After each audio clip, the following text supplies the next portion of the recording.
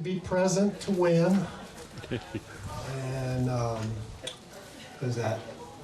Wayne Witt. Wayne Witt? Are you still here? There he is. Where's Wayne Witt? Yay! Oh, that's so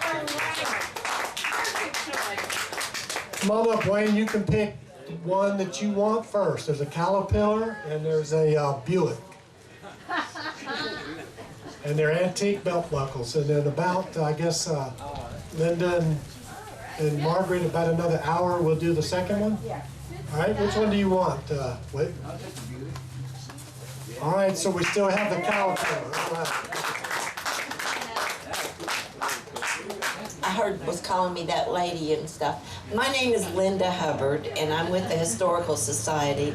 And I have the good fortune of having some good friends who've been working on this committee, the Red Fox Storytelling Committee, and so that's how I'm affiliated with this.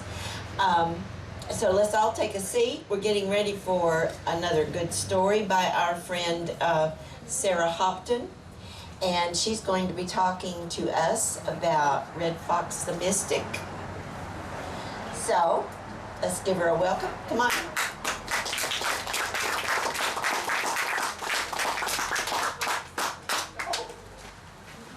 There it is, Sarah. I told you I'd get it up there.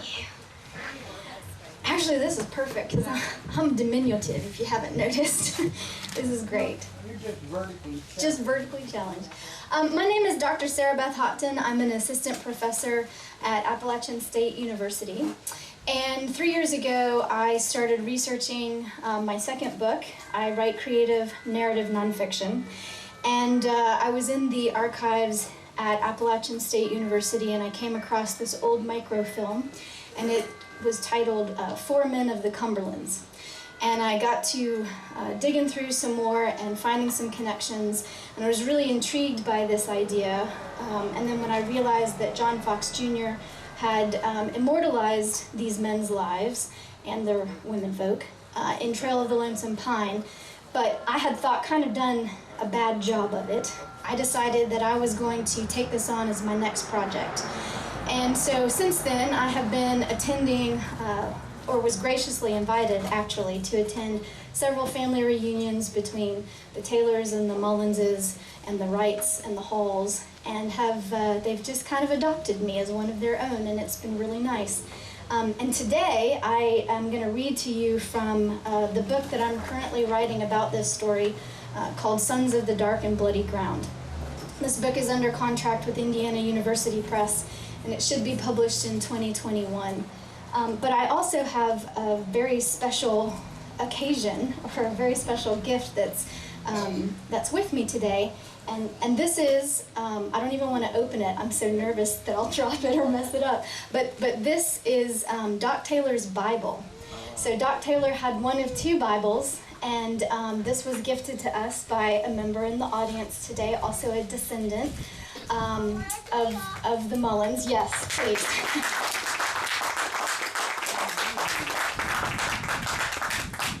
And so as a researcher, I get really nervous and giddy because I knew that this existed. I knew that it was one of two Bibles, but I had never seen it. So today is a really special treat. I hope to do Doc an honor by telling his story as truthfully as I know it. I'm primarily a researcher, and so what I like to do is get into the archives and compare facts and analyze things and tell a hell of a story, but make sure that that story is true. So what I'm going to read to you today is the opening chapter of my book, and it will speak to some of his mysticism. He was a Swedenborgian mystic. He was a healer. He was also a Methodist. He was a preacher and a prophet. And so he's had a really interesting life, and I'll just begin to read from the book, if this is gonna stay. I think so. Nope. Wrong one. Okay. Perfect. On the night before he was executed in February 1555, Dr. Roland Reverend Taylor, an influential religious leader of the English Protestant Reformation, penned a letter to his wife from the cell where he had been imprisoned for nearly a year. I believe that they are blessed who die in the Lord, he wrote. God cares for sparrows and for the hairs of our heads. Early the next morning, several men loyal to Queen Mary I stormed his cell and roughly handled Taylor, removing him to Aldham Common, where they had ready a shaft with which they thrust into his mouth so he could not preach anymore, mallets with which they bashed in his skull, and a pyre post onto which they tethered his body and lit it on fire as his wife, children, and parishioners watched in terror and sorrow. Taylor was the third of 300 Protestants eventually executed under brutal heresy laws invoked during the Marian persecutions, when Queen Mary attempted to strengthen papal rule. Clergy, but also tradesmen, married men and women, and at least one couple and their daughter were burned alive or otherwise tortured to death during the campaign, which prompted the Protestant public to coin that queen Bloody Mary.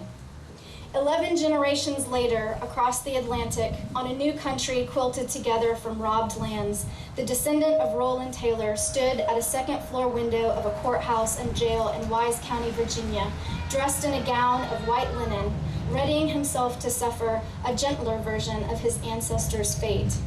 It was late October 1893, cool and drizzling rain. In the silence before Marshal Taylor spoke to the people gathered in the courtyard below, one could hear the long-eared foxhound yelp in the distance. A sea of black, shiny umbrellas bobbed in the commons in front of the courthouse. At last, Marshall spoke. "These are emblems of the fine linen I am soon to put on above," he said. Doc, as he was more often called, continued to preach from the second-story porch of the newly constructed jail. The jail was made of gray sandstone excavated from the local mountains and was a sophisticated upgrade to the legal compound that had burned down in a fire not long before.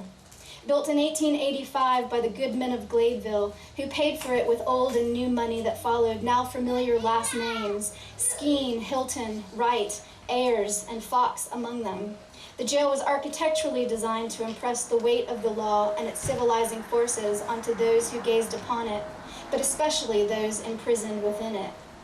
Doc had been imprisoned in one jail or another for more than a year, as he impatiently awaited the verdict from a first and then second appeal. The murky mornings were hardest. The bad light seemed a sign that foretold the awfulness of his fate.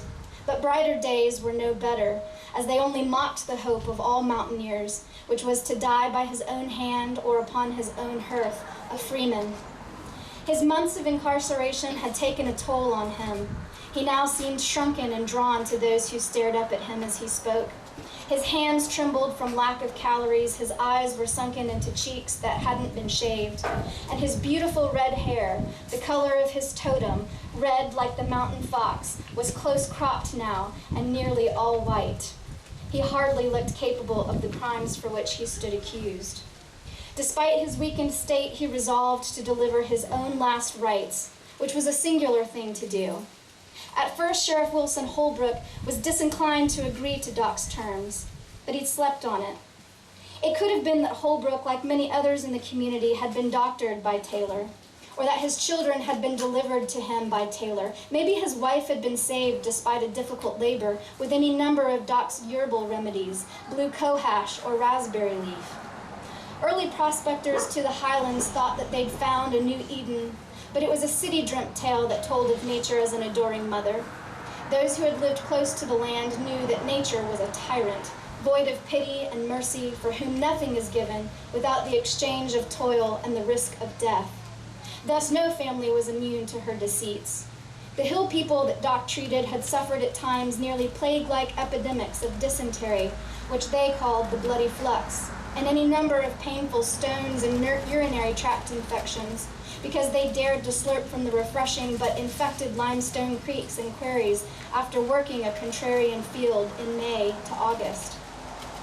Deeper into the woods, where cows foraged on the white snake root, mountaineers suffered an even worse fate in milk sickness, for which there was no cure and very few final comforts. Milk sickness resulted in temetrol poisoning, as suckling calves contracted it when their mothers ate woodland snake root. It made the human who drank the tainted milk or ate the butter or flesh from a stricken animal exhausted, then nauseous, then hellishly thirsty. It swelled and coated the tongue, plunged the temperature, slowed one's breathing, and when the patient's breath and urine smelled like rot, the person knew that death had come for him. In the remote areas like the Pound, home treatment and self-medication were not just common, they were preferred. But Doc was unusual in that most of the Yoruba doctors, a localized version of the word herb, and especially those known as competent midwives, were more often women. The womenfolk of Doc's generation could deliver babies, bound up a wound, and break a fever with a tincture all in the course of a day. Though maligned by medical contemporaries, the ministrations of the granny women and the Yoruba doctors like Doc, with their whiskey stews and nostrums, were thought by the people they treated to be as skillful and efficacious as those of the physicians trained at the fancy medical schools over in Cincinnati. The truth was, very few doctors practicing in the 19th century actually possessed a medical degree. At the time of the Revolutionary War, an example, only 400 out of 3,500 colonial practitioners were an MD. Most were trained through apprenticeships, as was Doc, who apprenticed with his uncle, Dr. Morin Stollard of Virginia. By the 1900s, there were generally 4 theories of doctoring. The first was an orthodox or allopathic doctrine, which was influenced by the work of William Cullen and Benjamin Rush. The second group, to which Doc belonged, were called the Indian or Yoruba doctors. They ascribed a doctrine characterized by lack of formal education, opposition to regular therapeutics, and the use of local or regional botanic medicines. The third doctrine followed the Thompson method, and the fourth was homeopathy. For their services, a doctor like Taylor might be compensated with money, but just as likely he would be compensated in labor, livestock, or corn liquor, or in Doc's case, he wouldn't take trade at all. In 1870, dental extractions typically cost about 50 cents, or in today's dollars, 10 bucks. Minor surgery varied between 8 and 10, which is about $200 in today's money. And as cash was still a relatively new concept to the agrarian makeshift economies of the Pound Gap, and often directly tied to the amount of moonshine a family could make and sell, that Doc often refused to take any payment at all engendered him to his neighbors, if not also indebting his neighbors to him.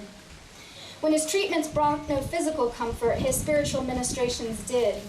He was known to take dinner with widows and trade the mending or laundering of a perfectly fine or clean shirt in exchange for his company or his prayers, which were often more effective than morphine or bromides or the syrup of rhubarb, in calming the fears of a new mother, or soothing the grief of sudden widowhood, or relieving the loneliness of a mountain winter.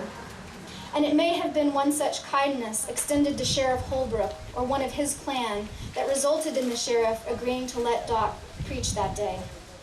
The sermon had originally been scheduled for the day before, but nearly 5,000 people had gathered on the commons at the courthouse that afternoon. And when Sheriff Holbrook looked out and saw their numbers, he walked back his word. Like anyone else from the hollers around Pound, Holbrook was literate in the rules of clan warfare. He'd heard the stories of the Wright-Jones feud and the Hatfield-McCoys. He understood what it meant to get in between bad blood. The papers had told of feuds so long and so violent that the governor had to send in the state militia with Gatling guns. He knew what it meant for a man to be killed by inches, and he didn't intend on giving an inch that day.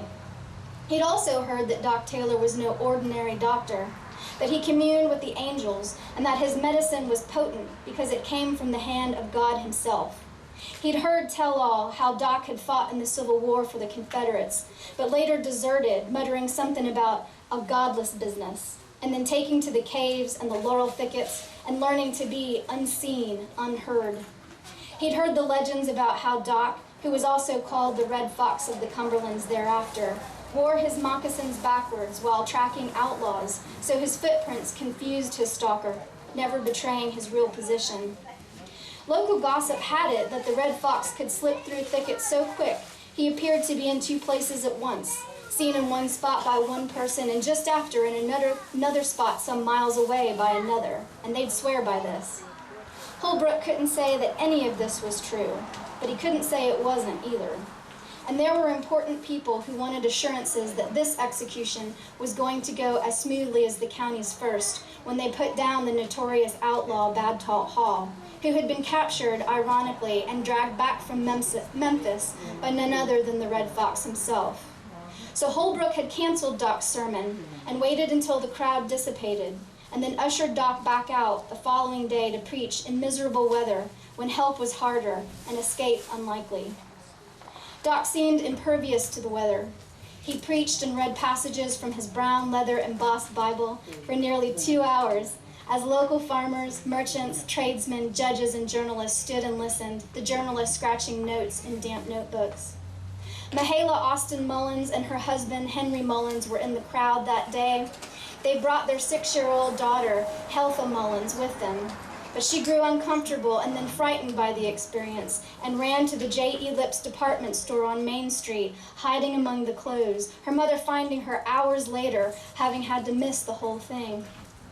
By the noon hour, more stubborn slate-gray clouds marked the sky. Doc stood at the edge of the prison porch and sang, "How Firm a Foundation," his lone voice competing with the clink from the hammer finishing the scaffold just beyond the courtyard walls. When he finished the hymn, he prayed for his enemies. Through this, Nancy Ann Taylor, Doc's wife of nearly 40 years, sat in a wooden chair at a rude communion table fixed near her husband, a black bonnet tied tightly at her chin. She wore the misery of her situation on her face, which was so aged by this day that reporters described her as a little old woman, though she was not so very old, and would go on to live some 20 years yet. Doc and Nancy had been estranged for decades. By October 27, 1893, the day that Doc was set to hang, he had begged 2 different women who each bore him several children. Even so, Nancy was his only lawful wife, and though he no longer loved her as he had in their youth, his commitment to her and their children was unwavering. Their relationship would have made little sense to those who hadn't read Swedenborg's Conjugal Love. And while many tolerated Doc's eccentricities because he often healed them at no charge, they were quick to turn on him at the trial, call him mad, pointing to his odd Swedenborgianism practices as proof. Doc took a fragment of stale bread between his fingers and lifted it to the crowd, asking who among the believers would take communion with him. No one dared accept. Pale with humiliation at the spectacle of it all, Nancy finally pointed with trembling fingers to the communion plate. She would take communion for her husband.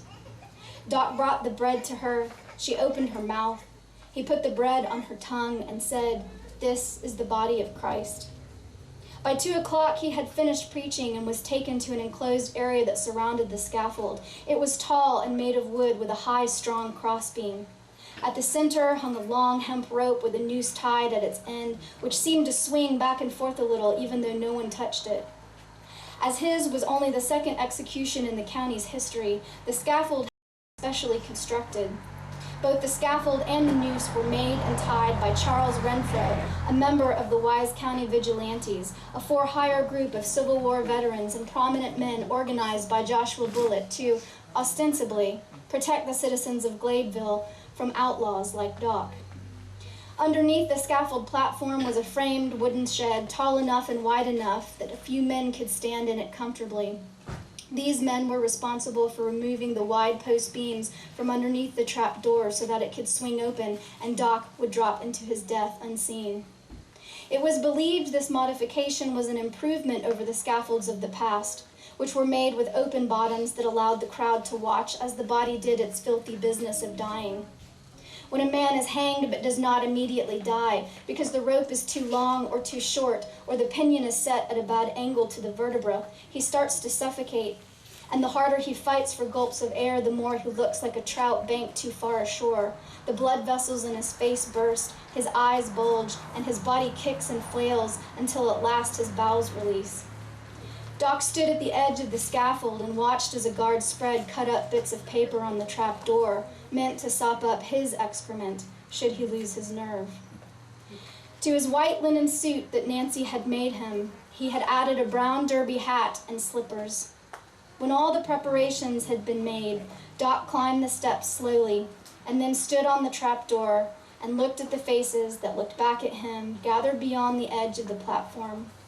He warily took a knee, opened a Bible, handed him by a jailer, and read passages in a low, measured voice. When he finished, he raised himself up, handed that Bible back to the guard, and grounded himself on the trap door, squaring his shoulders. Charles Hughes, the jailer, put the noose over Doc's head and adjusted it so the knot fit tight at the base of his neck. As requested, Doc's hands were tied with a white handkerchief. Hughes pulled a white hood over his face. For Doc, there was no personal devil, just the devil in men, human evil. Hell was a corrupted society, and he had been living in hell for quite some time. Though he had grown up as a Methodist, he was at some point exposed to the ideas of Emanuel Swedenborg. This might have happened on a trip to Abington, Virginia, where there was the only Swedenborgian reading circle this side of the Mason-Dixon. Or it might have happened accidentally, as Doc found or was given a circular, or pages of Swedenborg's main text, the Arcana, which had been torn out and left on a patient's table some time before, along with some apple-graphs, who also left by an ardent Swedenborgian named John Chapman. Regardless of how he heard about Swedenborg's metaphysics, Doc came to believe biblical scriptures were best interpreted through Swedenborg's writings. These writings suggested that angels go through cycles of purity of character, where they are sometimes closer to and at other times further from God. That the only inspired books of Scripture are the 4 Gospels and the book of Revelation. That there is no physical resurrection, and after death a person becomes an angel or a demon, depending on the kind of life one chose to live while on earth. Doc had asked the sheriff if he could preach his own funeral, but he'd also asked to be dressed in white linen and for his body to remain above ground for 3 days. These requests were influenced by the book of Revelation, chapter 19, verse 11, which reads, "I saw heaven opened, and behold, a white horse, and he that sat upon him was called Faithful and True, and in justice he doth judge and make war. And the armies which were in the heavens followed him upon white horses, clothed in fine linen, white and clean." The horses signified truth, and the rider, the one who can know the truth. Doc really didn't believe he was going to rise on the 3rd day like Christ. Instead, he was working within the system of Swedenborgian concordances, which taught, as above, so below. Swedenborg claimed that when a person died, his mind fell asleep for 3 days in a place called the world of the spirits, and after the 3rd day, that mind would awaken, and he would encounter other spirits who had died before and would help him adjust to the afterlife. Doc had managed his last minutes and movements with dignity, but when the men under the trapdoor fumbled, cinching a wooden post and causing the floor to quiver, it startled him, and his knees buckled, and he collapsed onto the platform prematurely, and the crowd gasped. A deputy rushed to help Doc back to his feet, but in his last minutes he stood tottering while everyone quickly backed away from the trapdoor, and then hastily the deputy sheriff, Jeff Hunsucker, hatcheted the rope, and the door flung open and Doc's body vanished into the pit, a swoosh of air displaced by his falling body. Doc's neck snapped immediately. His body hung twisting round and back again for a full, solemn 19 minutes, at which point those in the crowd said that they heard a thud, which must have been his body being cut down and lowered into his casket. Doctors Miles and Dr. Cherry certified that Marshall Benton, Doc Taylor, the great red fox of the Cumberlands, was indeed dead. But this is not the end of the story. Descendants of the Taylor family swear by a story passed down generation after generation, unbroken in 126 years since its first telling that gloomy October day. They say that the Red Fox was not just a Europe doctor or a mystic or a marshal, but that he was also a Mason. And so were the doctors who certified his death.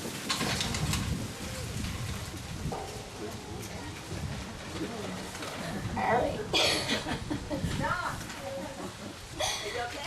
What sounded like a body, the story goes, was really just the thud of a heavy pine log placed in his coffin. And that in the commotion of the afternoon, no one thought to watch too closely how many men went into or out of that execution shed. And that if the Mason pallbearers were wearing traditional funerary masks to obscure their identities, as was sometimes practiced, it was possible, just possible, that the Red Fox donned one of these masks and slipped out with his Mason brothers, pretending to be a pallbearer at his own funeral, completely unnoticed by anyone except that one observant attendee who, through tears, noticed something strange, and then looked closer, and closer still, and then wryly smiled, for she realized that one of the pallbearer's arms was stippled with the red hair of the Red Fox.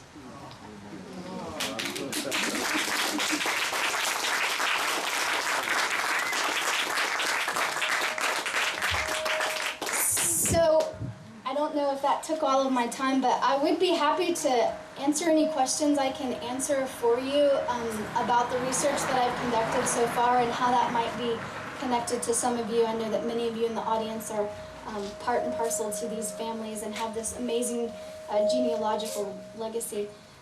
So if you have any questions, I'm happy to answer them for you. Yes, sir. The pictures I've seen show both the bottom and the upper portion of the gallows enclosed completely. So there's no way you could have seen him drop even through the floor. Right, the only people that saw him drop were the people that were underneath the gallows. The ones on top. Okay. Which is why this mythology is so potent. Understand, you know. Yeah, yes ma'am. Do you mind I can't even pronounce the guy who... Swedenborg. There you go. Uh-huh. What's the importance of him? So Emanuel Swedenborg was a scientist. He was the director of mines in Sweden. He was appointed by the king to conduct lots of scientifically rigorous studies on geology and so on and so forth. And when he was about 52, he had a religious experience, and he quit life in Sweden, public life in Sweden, and I believe he moved to London at this time, and he started to write his books. And so the most famous of his liturgy is called the Arcana. And so he wrote a series of books that became very influential, not just to Doc, but at the time mysticism was sort of widely practiced. You know, this is the era of Emerson, and you know, Blake was a Swedenborgian convert, and so on and so forth. So a lot of pretty famous people, but particularly intellectuals, were drawn to his interpretations of the Bible. And Johnny Appleseed is John Chapman, one of the people that we think was really responsible for diffusing those ideas, Swedenborgian ideas, throughout Appalachia. So he was really influential in as much as he codified the system of beliefs that he said were like concordances. So any kind of, anything that was in the material world, the physical world, had a spiritual concordance or component to it. And so, when we think about where Doc, if Doc was part of the massacre, when we think about where he chose to set up and hide, it being in a cave, in a mountain, that would hold great symbology, that would hold deep sort of metaphysical mysticism for him. In other words, the choices that Doc made, and you can see this in his dressing of the white linen and so on and so forth, none of that was arbitrary. All of these decisions had great spiritual meaning for him. So Swedenborg was deeply influential in sort of shaping Doc's psychology. Later in life, he was raised as a Methodist, but later in life, Swedenborg was very important to him. Yes, ma'am. One thing might be of interest that Doc Taylor and his wife owned a home, a beautiful home in Wise, where the Friendship Ambulance is now located.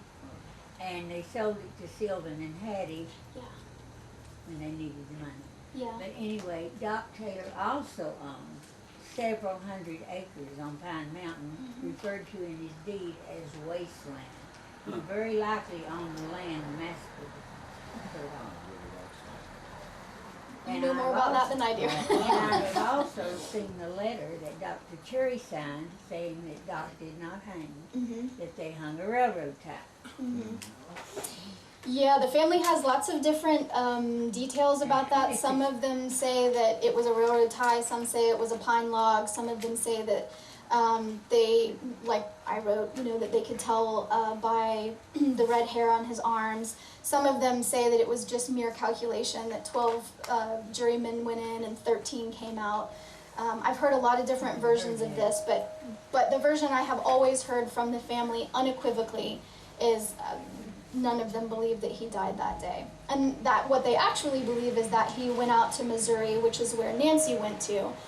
Sylvan put her on a train out to Missouri, and they believe that Doc met her there.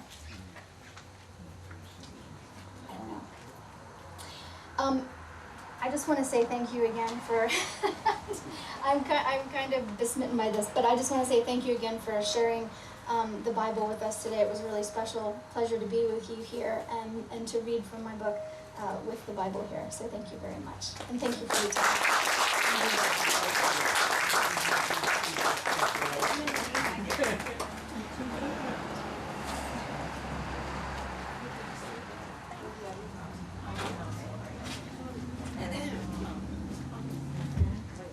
So, oh well, here he is. Ta-da-da. So, trying to get back on schedule, we now have our good friend Oakley Dean Baldwin. And I think you're going to talk on the aftermath. I guess. I'm gonna sit down in the chair.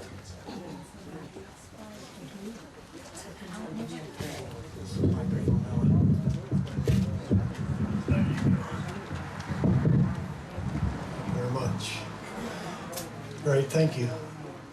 Okay, I imagine everybody here has heard of the Pound Gap Massacre and the Killing Rock, which we all know is just a few miles that away. And what they've asked me to do, my name once again is Oakley Dean Baldwin. I'm from Raleigh, North Carolina. I'm the author of Killin' Moonshine Mullins, which is the story of the Pound Gap Massacre. The aftermath, I'm going to pick up, basically they've already caught Doc Taylor, and the two Fleming brothers are on the loose. So they're on the run, and they had several encounters with local posses of men that were looking for them, and actually had some shootouts where they, at one time, both the Fleming men were wounded, and their families had to attend to them and nurse them back to health. At one point, they were shot up so bad that the posse came back and told everybody that they were killed. But they actually survived in a cave and got nursed back to health. And they made their way to a small place called Boggs, West Virginia in Webster County. They went to work at a sawmill under assumed names. And this was working pretty good for them. There was still a $700 bounty reward on their head. And a bounty hunter named Big Ed Hall, known as the Mountain Man Hunter, and a group of men with him, Gooseneck John Branham, A.J. Swindell, and Albert Wesley, and maybe a couple of more. They got wind that they were hiding out. Well, what they did is they actually, I believe they paid some of the postmen to capture some letters that were coming to the Fleming family, and they read that they were coming from Boggs, West Virginia. So they actually had pretty good intel that Calvin and Hennon Fleming were hiding out in Boggs, West Virginia. So in January of 1894, about January the 5th, this group of men boarded a train in Norton and drove up to Bluefield, West Virginia. And then they started to walk and catch rides on wagons or whatever they could do to get to Boggs. So they arrived on about the 13th of January, which would have put about a 9-day trip on about a 90-mile trip. So that's doable on a little wagon and a little walking and some hustling.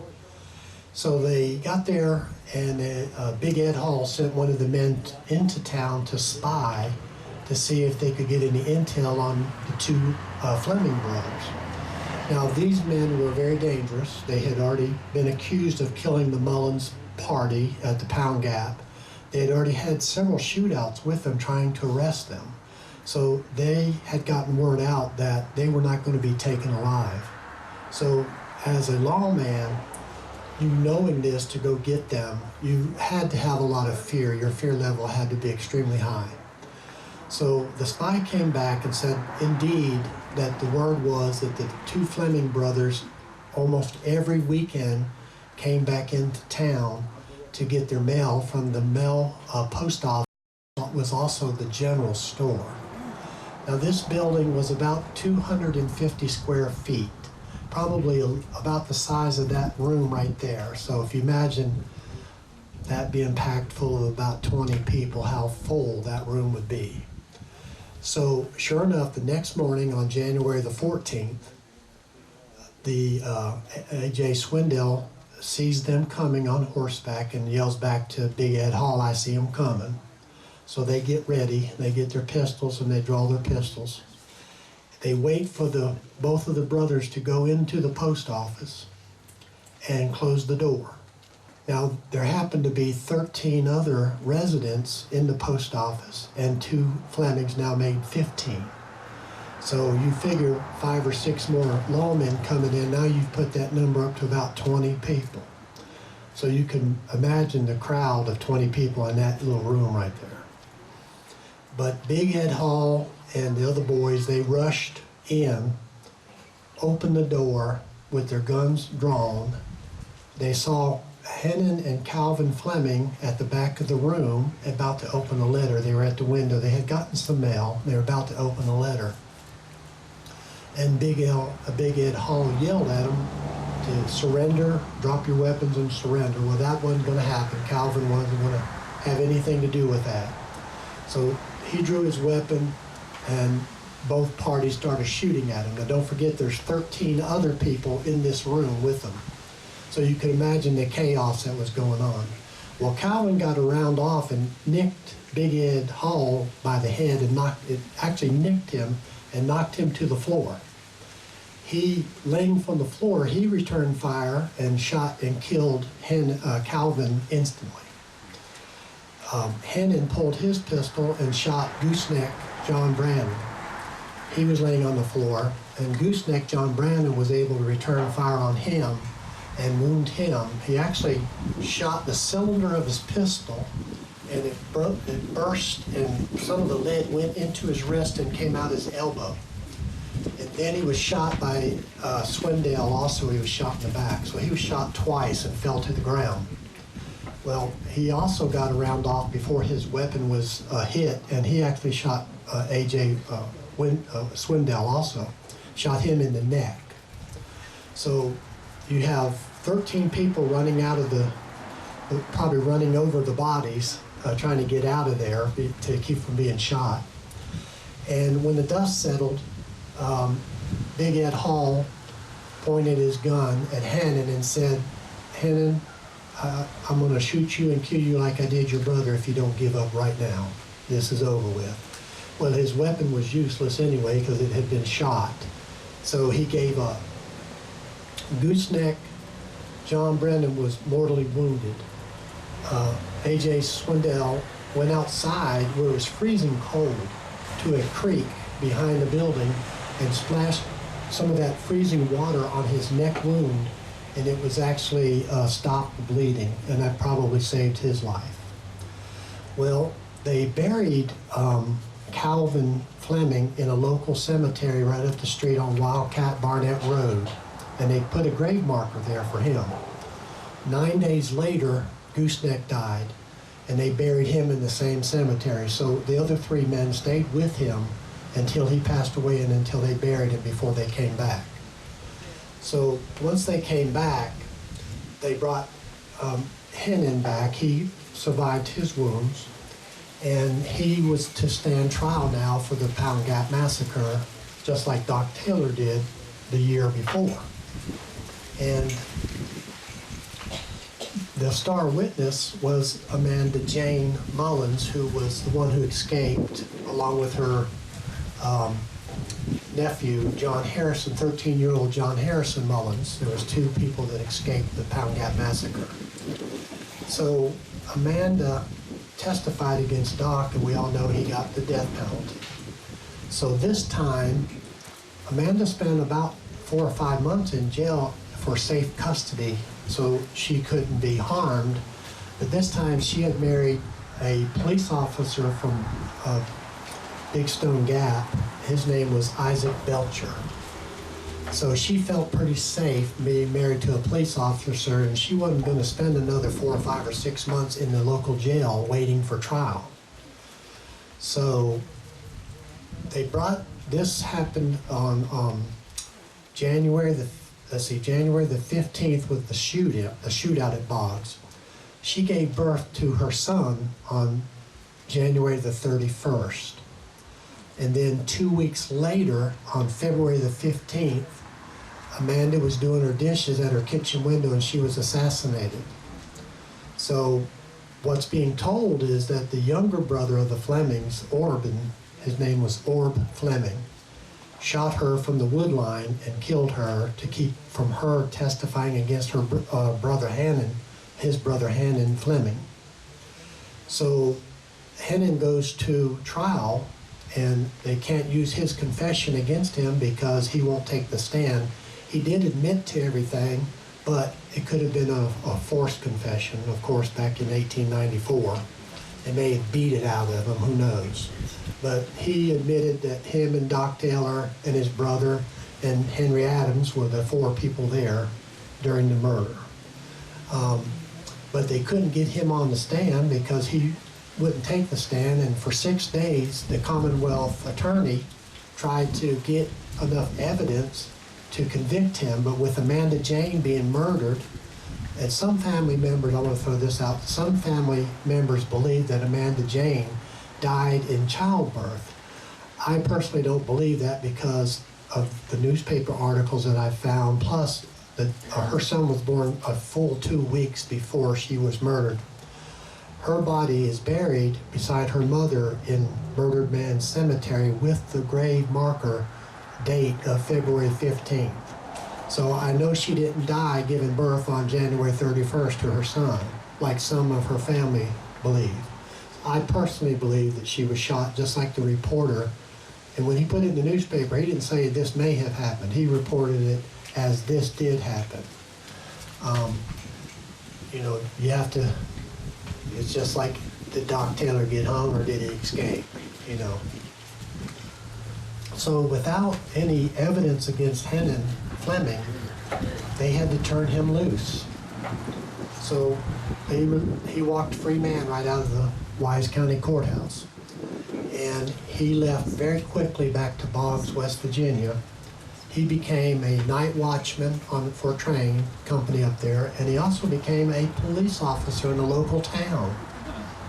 And I understand he was a police officer for a long time. And he actually lived until 1947 and is buried up there in Webster County, Webster County, West Virginia. Now, his brother Orban followed him directly after he got up there and left the area, and he also worked up there at a sawmill, and he lived until 1950. Now, Big Ed Hall, a year later, in January of 1895, he was in front of his house on the shed getting some firewood. And there was a store across the street, Howard Stewart's store, and a shot rang out from the upstairs window, and the bullet hit Big Ed Hall directly in the back. He ran over and grabbed his Winchester rifle and ran over to his neighbor's porch and clapped, and he actually fell dead on his neighbor's porch. And they came, of course, the law came and investigated that, and nobody would admit to the shooting. No one saw it. No one would admit to it. Matter of fact, people were swearing on the Bible that they were throwing around a couple names, And they were swearing on the Bible that, no, these people were downstairs with me standing on the front porch. We weren't upstairs. So they didn't know who to charge, and actually never did charge anybody for the murder of Big Ed Hall, the mountain man. So 2 years ago, we had a storytelling event, and some Fleming family came, and I have several of their books, and I interviewed several of them for my books. And there was a lady who said that Hannon and Calvin and Orban's sister, named Roxy Fleming, she married at Abington. She went upstairs and got the rifle and actually shot and killed Big Ed Hall, shot him in the back. She's also the one who made the face masks for Doc Taylor and the Fleming brothers. She said that they were green in color, and it covered the upper part of their face. It didn't cover the mouth so they wouldn't be able to talk. It covered the upper part of their face. So there's a good possibility that that's what happened. That's actually being told by the Fleming family. They said they didn't tell it for years and years and years, but I guess they figured the statute of limitations for a murder that long ago would be that no one would be charged. That letter in the post office that Calvin Fleming was about to open, he had it in his hand. He was going to open it and read it. It was from Jarvis Caudell here in Wise County, and it stated, look out, Doc Brannon and Big Ed Hall and a couple others are coming to get you. And he had it in his hand when they kicked the door open and started to shoot it. So the mail arrived the same time that the posse did, a full 9 days or so later. So my thing is, what would have happened if they would have been 1 minute earlier and opened that letter? They may not have been caught off guard, and it may have been, both of those boys may have walked out of there alive and well, and we may have a different story to tell. So, you know, things happen for reasons, and that's a chance. But that's pretty much the aftermath of the story with the Flemings, kind of condensed version. I do tell it in, I have 2 books back there, Killing Moonshine Mullins, and I have the Killing Rock Potter family connection, which I found out what happened to John Harrison Mullins, the survivor, 13-year-old boy survivor of the Pound Gap Massacre, and Amanda, and John's wife, Mary Bentley. We found out what happened to her also. And those have been big mysteries around this part for probably 100 years. So who's got some questions? Okay. The lady was supposed to have done the shooting was the sister of Calvin Henry, and she was the wife of Robert Addington, who also, family says, is with him at Killer Knob, who went with the 2 brother-in-laws Yeah. up there. And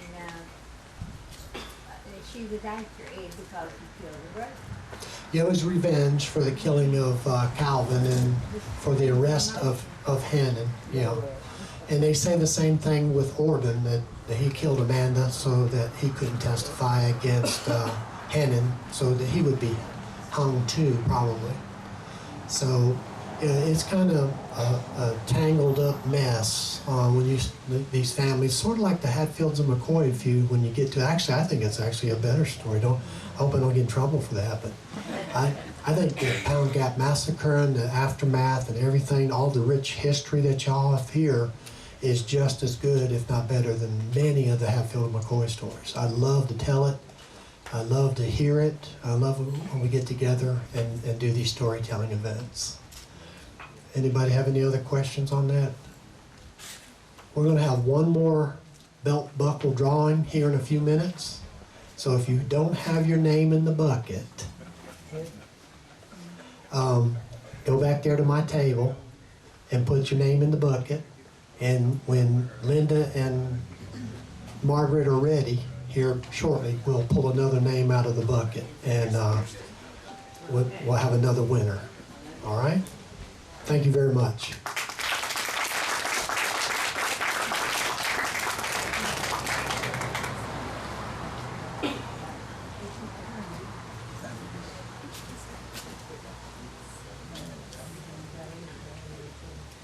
this right here has got 2 rocks in it to weigh it down. So if it blows up here and knocks somebody out, I'm gonna try to do something to it in a minute. Our next singer, our music is going to be provided by Kirsten Hobbs, who they tell me is just pulled up. So, let me tell you this.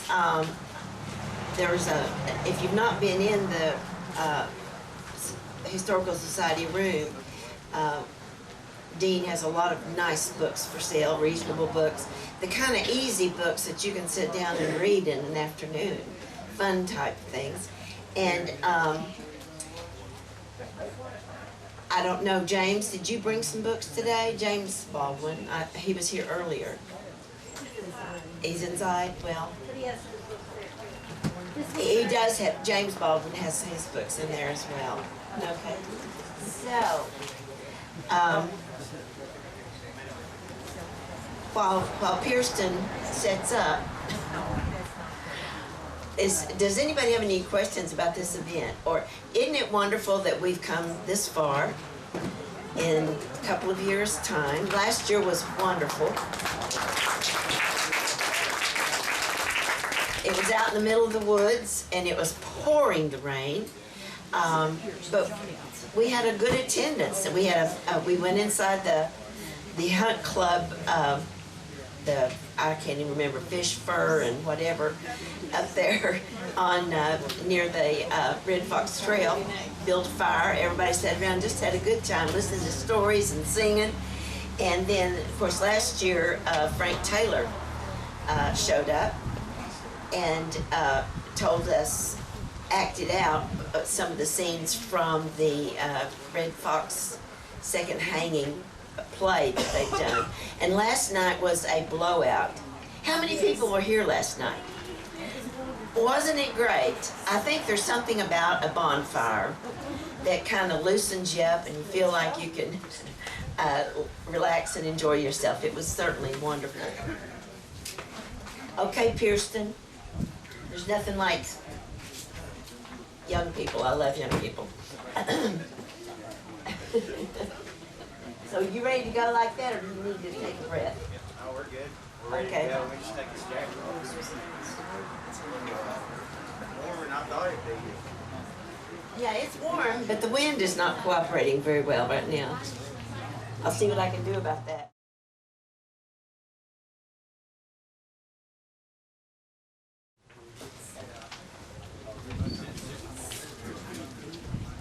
I'm gonna stand up.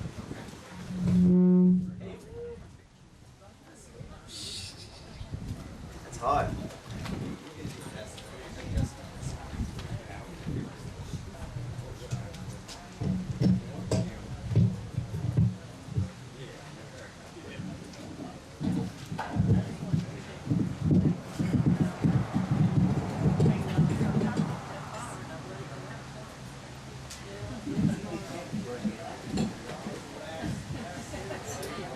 Kirsten, tell us where you're from and a little about yourself.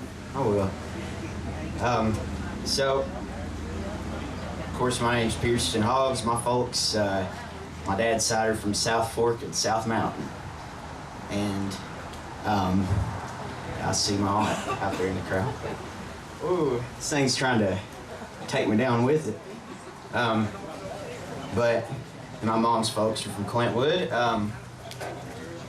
This festival, it's regardless of the wind or whatever's going on, the rain coming in. It's a pretty nice fall day here in Pound, and it's nice to drive 5 miles and come to a nice gathering of storytellers and stories about the area here. And the funny thing is, I was thinking about downtown Pound the other day because I was watching that video that Appalshop has in their archive of Ralph Stanley and Keith Whitley and everybody out there in front of the store out there from the 70s, and that's just a magical piece of footage that Appalshop has. But yeah, can you hear the guitar? All right, let me adjust this thing a little bit. But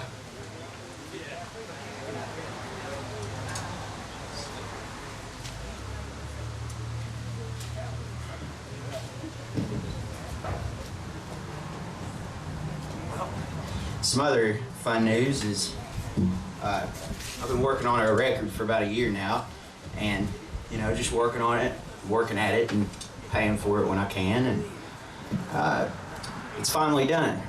And I recorded it over in Letcher County with the wonderful Kenny and Hayden Miles over at their studio May King, along with a guest appearance on it from Professor Jesse Wells from the Tyler Childers Band. So I believe I'm going to have a release party in March over in Clintwood at the J.D. Baker Center, so keep your eyes open.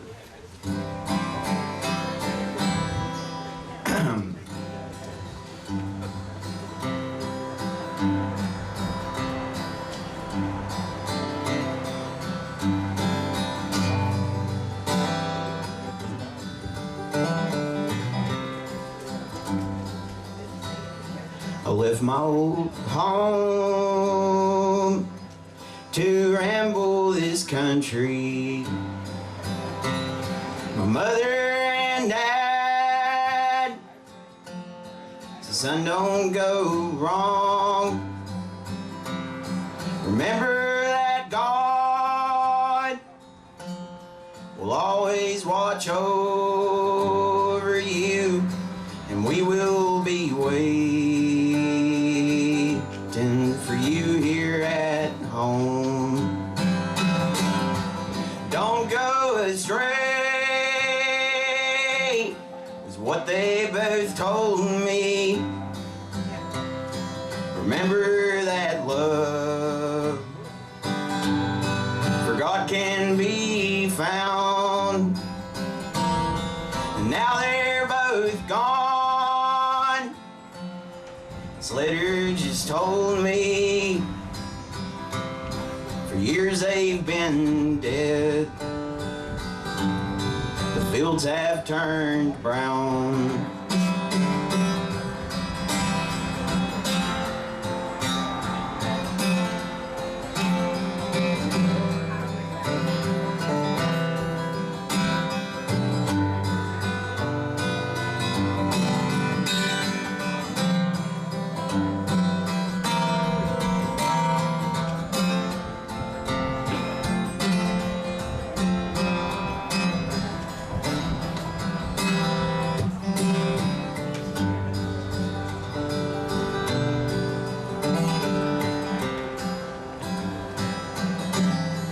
Many long years, this world I have rambled, the thoughts of the day, for I would return.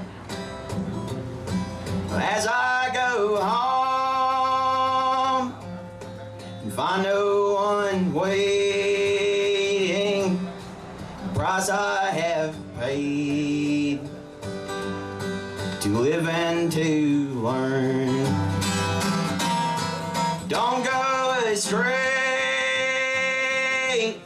from what they both told you. Remember that love for God can be found. Now they're both gone. This letter just told me for years they've been dead. The fields have turned brown.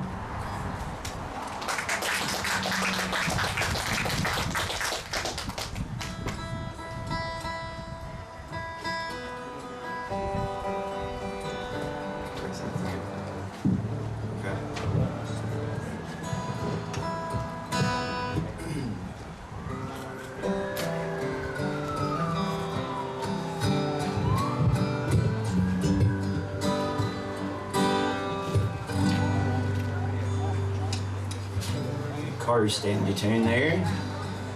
I like to do that one every once in a while.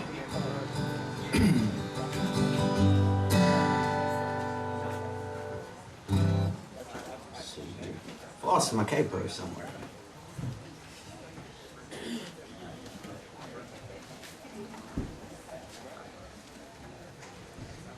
So, what's good cooking over there? Something smells good. Is something cooking over there? Just coffee. Just coffee cooking. Mmm, coffee. Oh yeah, and the chimenea. Chimenea. This is a nice little place here.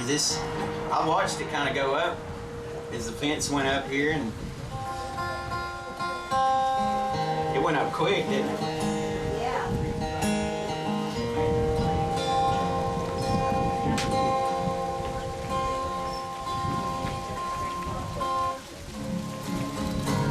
This is the next song I wrote to somebody I loved at one time.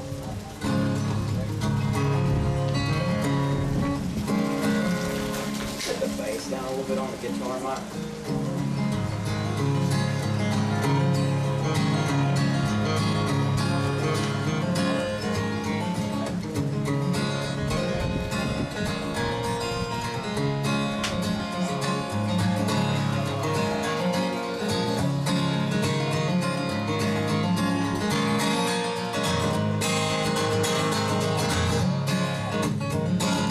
Ashes and embers and cold to dust. Firelight seems to light my heart with a lust. A resin bowl of twilight's glow makes for a painted side. Still the past, it clouds my life like storms half in flight. Been stuck up on a mountaintop with my next of kin. The Cumberland seemed to know how to tuck me in. And I know the pain in the land of blame, and I'll try to let you in. 'Cause I've been slim, lost in whim, full of sin and wondering when you'll cut through my strife.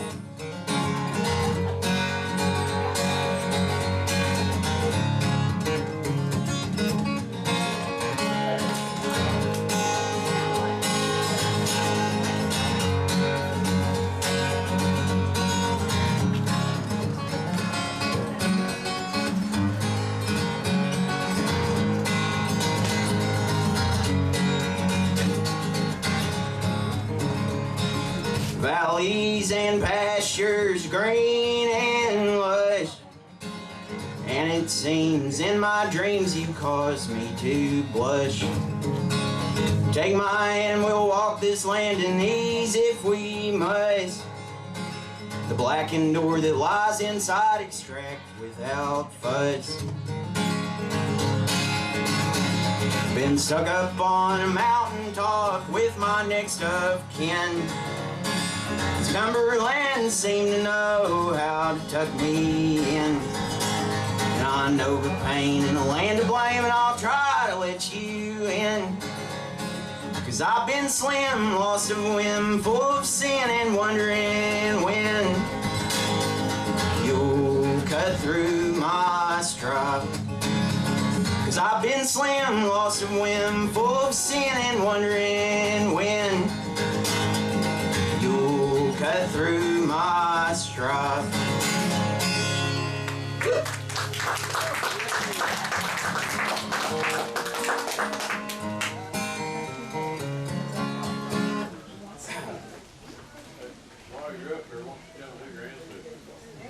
Yeah, we want to hear about Grandpa. You want to hear about Grandpa. what brings me to the pound, really? I guess. As far as, I believe it was my 9th great grandfather was Colonel Vincent Hobbs, who ended up, was credited with killing Chief Benji up on High Knob there.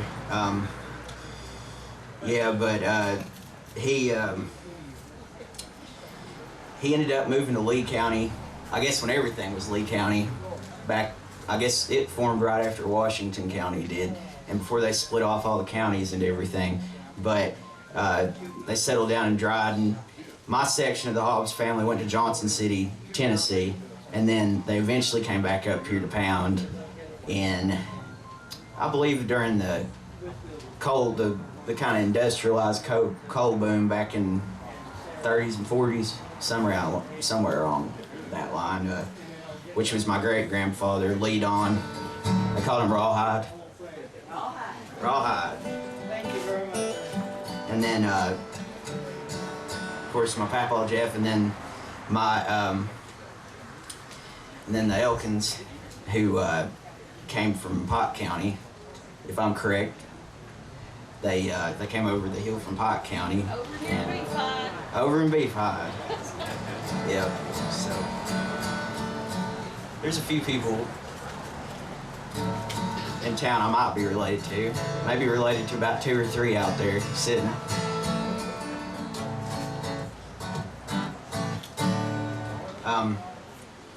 Let's see here.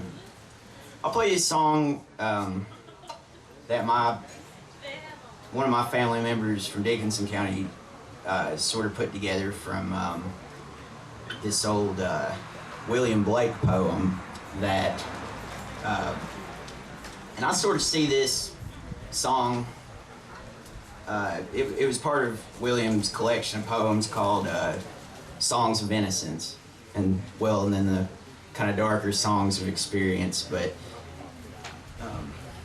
this song it came to America in the old time tradition from folk musicians, and my cousin Mark Linkus from Dickinson County, he was in this group in the 90s called Sparkle Horse, and Mark had played a lot of old traditional folk music, and he went in and brought it into the rock world in his rock band. But this is sort of music to the song, to the poem London.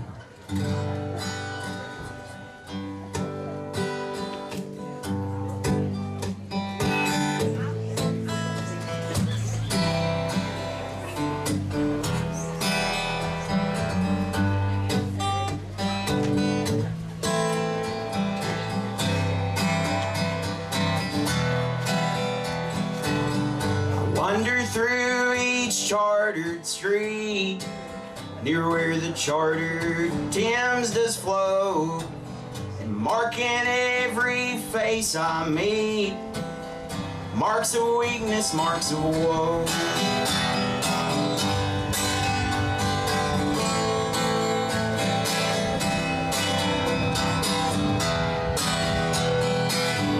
Every cry of every man, in every infant's cry of fear, in every voice, in every band, the mind-forged manacles I hear.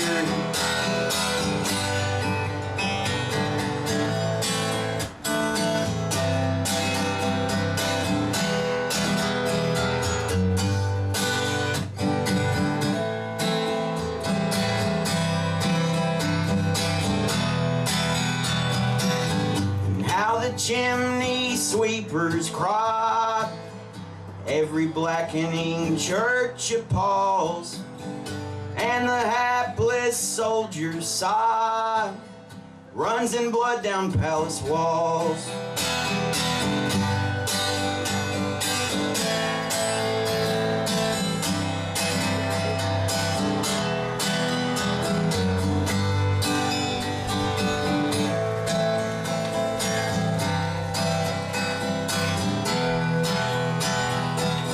Most through the midnight streets I hear how the youthful harlots curse, blast a newborn infant's tears, and blots with plagues the marriage hearse. I wander through each chartered street, near where the chartered Thames does flow, marking every face I meet, marks of weakness, marks of woe.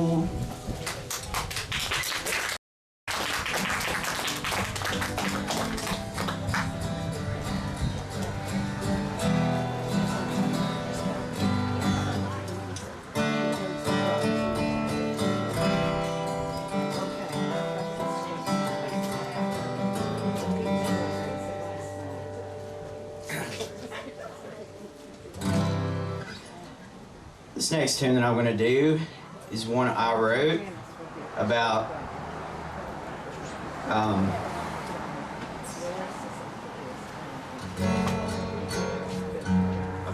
being a young person around here, and sometimes the feelings, the emotions you get being around here, at being a young person with caught in the loop. You meet people, you go out and do stupid stuff, and you learn from it. And that's I think that's part of growing up around here, and in any place really. But this is the title track from our record. It's called Fawn.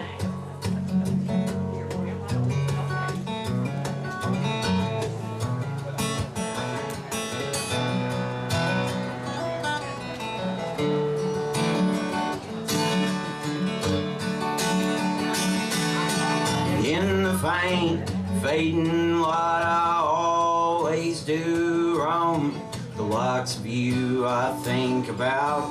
Time is never known, forged in brine in the gutting knife with a grinding tone. Faithless years, they've made us fierce and left us all alone. The coyotes howl in the midnight hour at the sight of a bloody moon. And I'd stand on a hill of doubts and ponder on my doom. Raised in Cain with folks the same, we'd hunt for another fix to make life disappear in a rolling hazy mist. A fearless fawn, the devil's spawn, young and dumb, and I was numb to the fact that I was caught up in your headlights. Between a creek bed and a curve ahead, might not make the night. And I know you wouldn't even save my young life.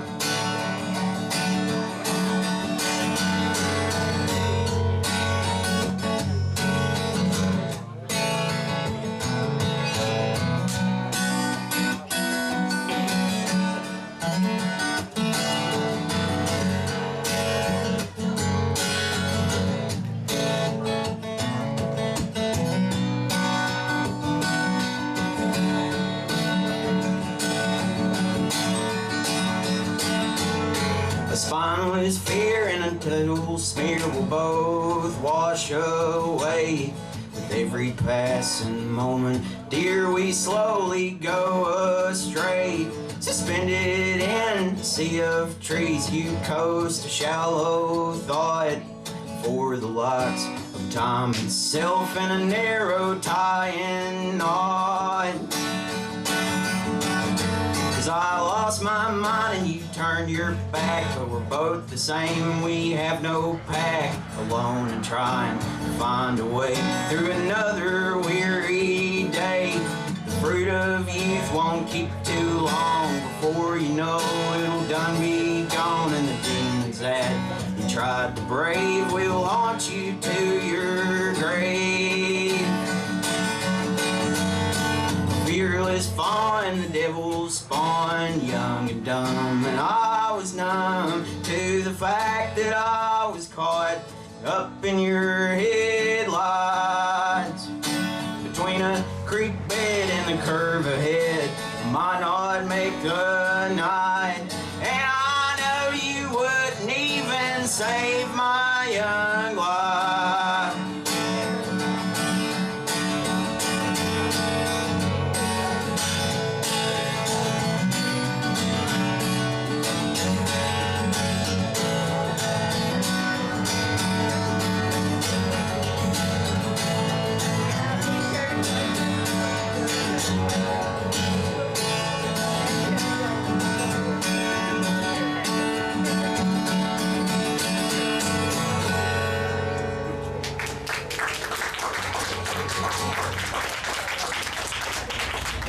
Hi.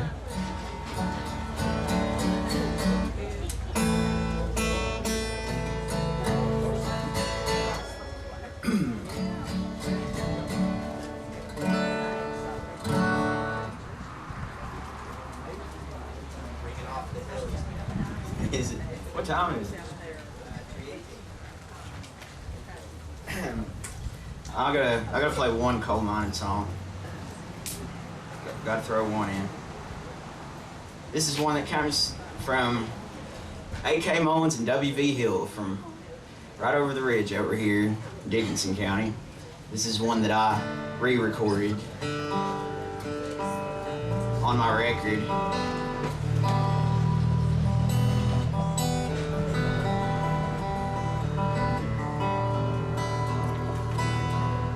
And this is not the way it is on the record. Actually, this is the way I like to play it while I'm by myself.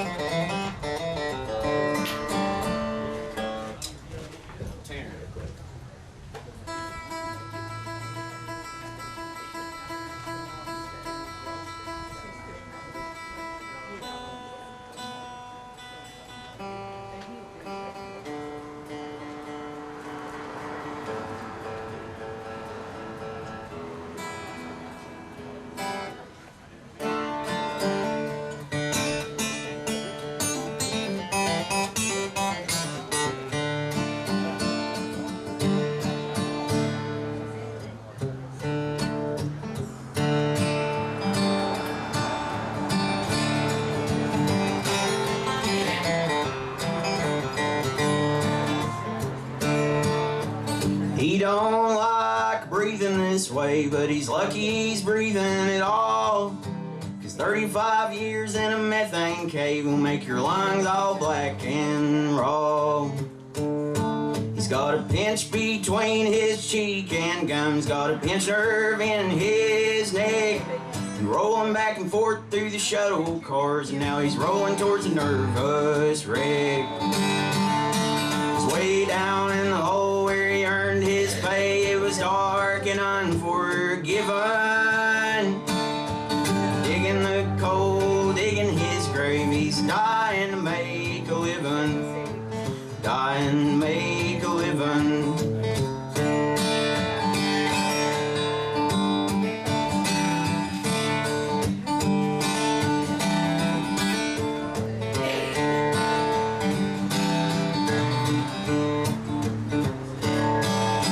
He don't like walking this way, but he's lucky he's walking at all. The doctor says he's 5'8", but he used to be 6 foot tall. He's got a bone from his hip in his lower back. He's got screws in both his legs. He's running back and forth through the shuttle cars. Boy likes his Percocets. Way down in the hole where he earned his pay was dark and unforgiven. Digging the coal, digging his grave. He was dying to make a living. Dying to make a living.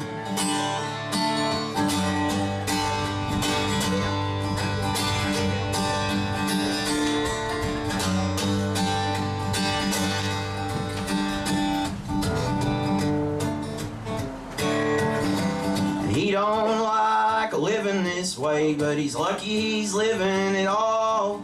Spent 35 years as a Clinchfield slave, praying that the roof don't fall. He's got 2 heavy eyes and 3 slip discs. He sleeps with a metal spine, and daydreams fade on the hoot owl shift, and when he worked down in the mines. Way down in the hole where he earned his pay, it was dark and unforgiven. Digging the coal, digging his grave. He was dying to make a living. Dying to make a living. Trying to make a living.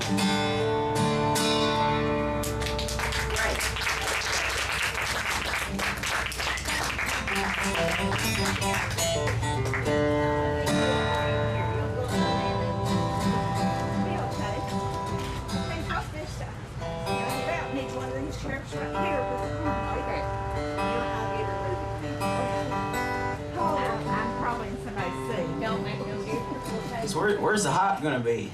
tonight? The hike? Yeah. It's gonna be down, No. Red Fox Trail. Oh, up there. yeah, Pound Gap down to the rocks. Woo! That sounds exciting. I picture fit Y'all going rain or shine or rain or shine?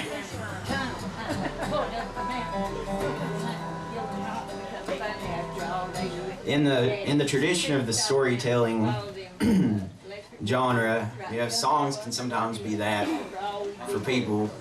It's just like storytelling.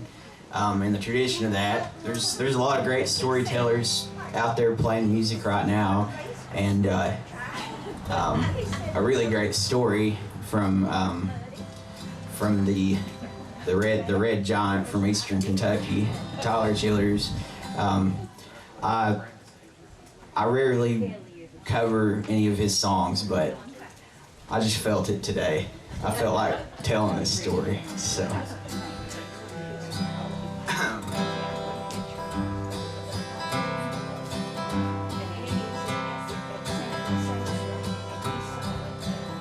Actually, is there any liquid out there? Anything I can? Yeah. Is there anything I can? Thank you.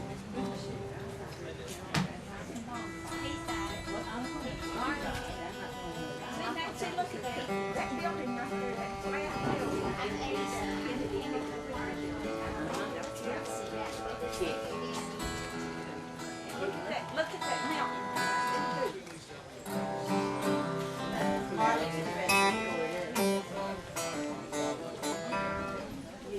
Thank you. What's that? A pop? No, I don't want a soda pop. Well, I mean now. Shoot.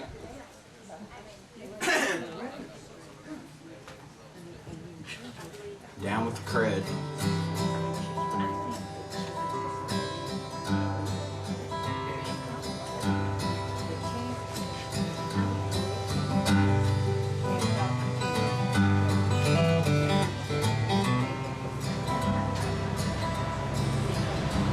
Drinks orange juice and vodka in the basement while she's talking to someone long distance for hours and hours on end.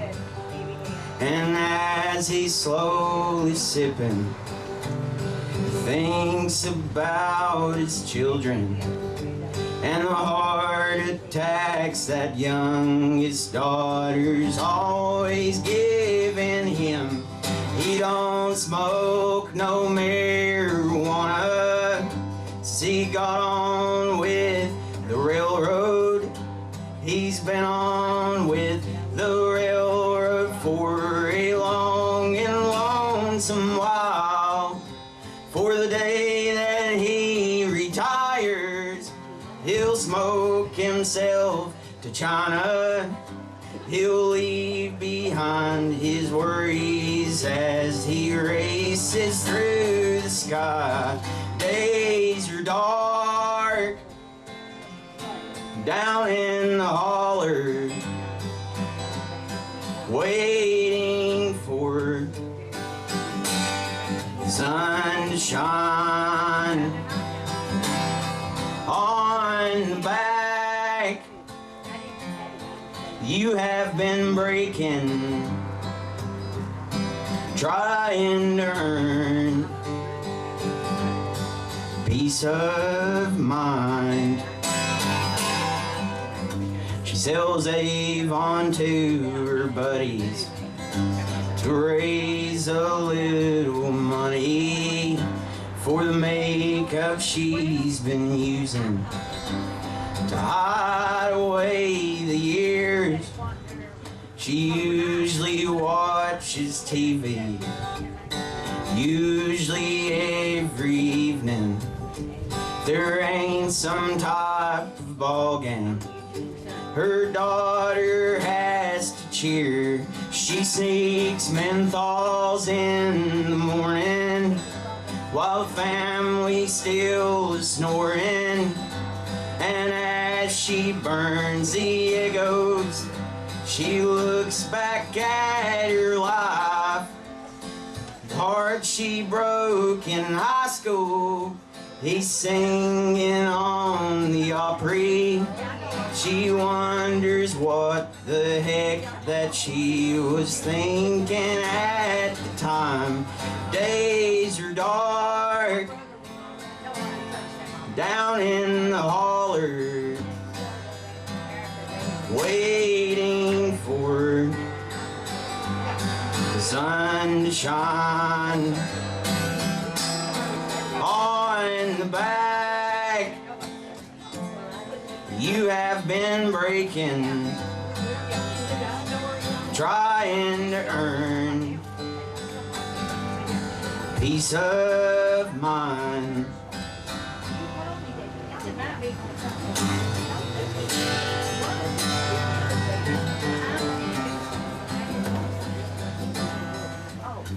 Their youngest daughter, Stella, has been running with this fella, and he cannot stand the thought of.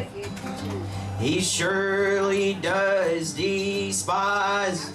He told her he best never see the two of them together. It's hard to keep an eye on her when you're working all the time. 'Cause he's got things he needs to do, and bills the bank keeps sending. The zeros on the end keep pushing further to the right, like a freight train hauling sorrows. He'll move and ever onward to the tunnel of forever in this never-ending life.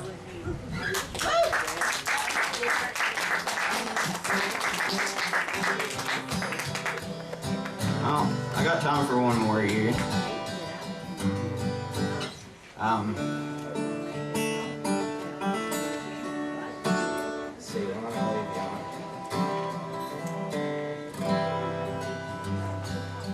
This is a song, excuse me here. This is a song that I wrote recently. It's kind of an odd story, but this person came into my life from Scotland, and I fell in love with this person, and you know how it goes. You know how it goes. But anyway, we really connected, and this song is sort of explanatory of that particular evening. So this song is it's called Exhale.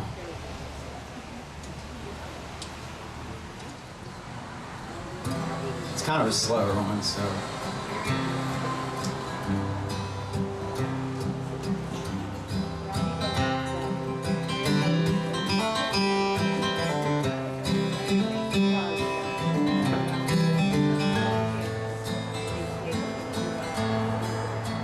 Everybody give Marley a big hand kiss.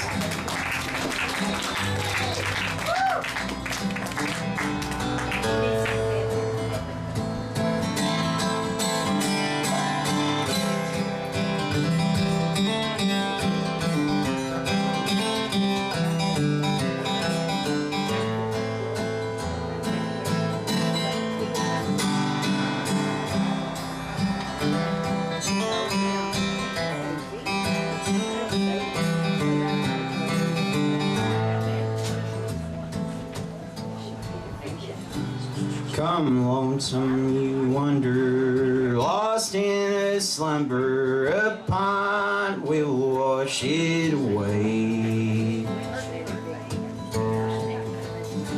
And new skies will be blue as lands we both knew, though God has cast you astray.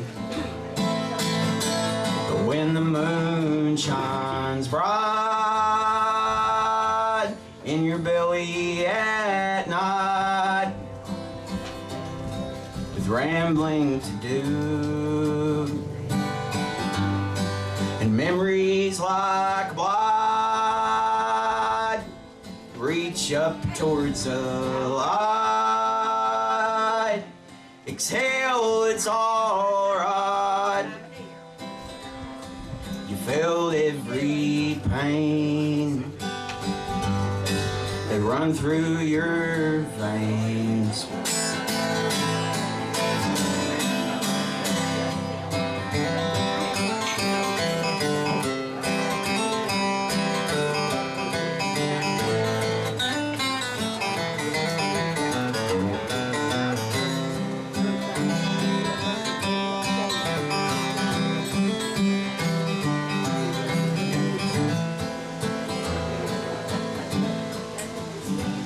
Come morning, you wonder, frosty and yearning, sunshine will brighten your ways.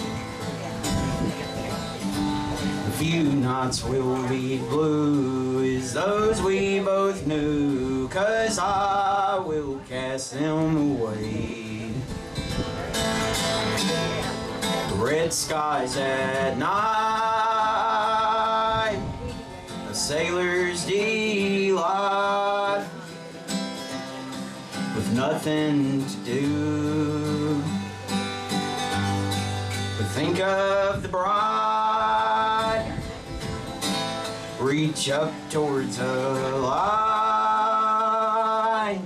Exhale, it's alright. I felt every pain, they run through my veins.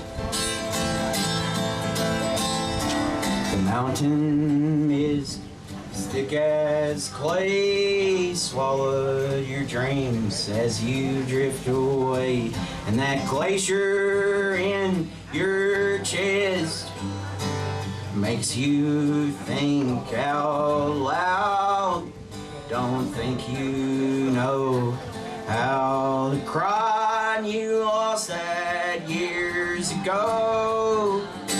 When your heart is numb and you wanna cry, but you just can't follow through. When the moon shines bright in your belly at night, with rambling to do, and memories like blight reach up towards the light. Exhale, it's alright, 'cause mountains of pain, they run through our veins.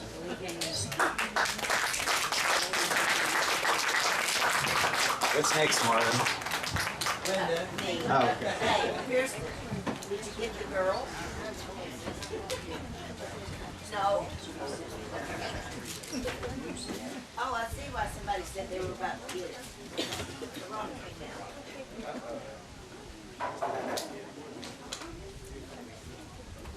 Well, let's see now, where is Royce? It's a common. Here he comes. Yeah. Okay, well, we only have 2 storytellers left. We have our dear Royce, and we're so glad that he can join us this year. He was going to do the Killing Rock last year, only it just came just too much of a rain and too much of a mess. But we have him this year, and I think we're going to hear about the Fleming brothers. Royce Mullins.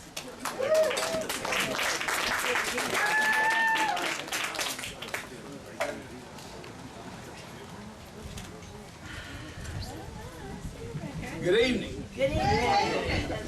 How many have heard the Fleming brothers' version of what happened at the Killing Rock and what happened up in West Virginia? How many's heard me tell it? Who hasn't heard me tell it?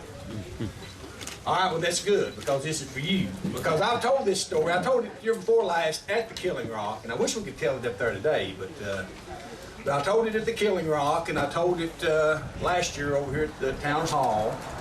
And it's been on TV. I don't know how many times, I guess a lot of people might have watched it on television. But this is the Fleming boys version of what happened.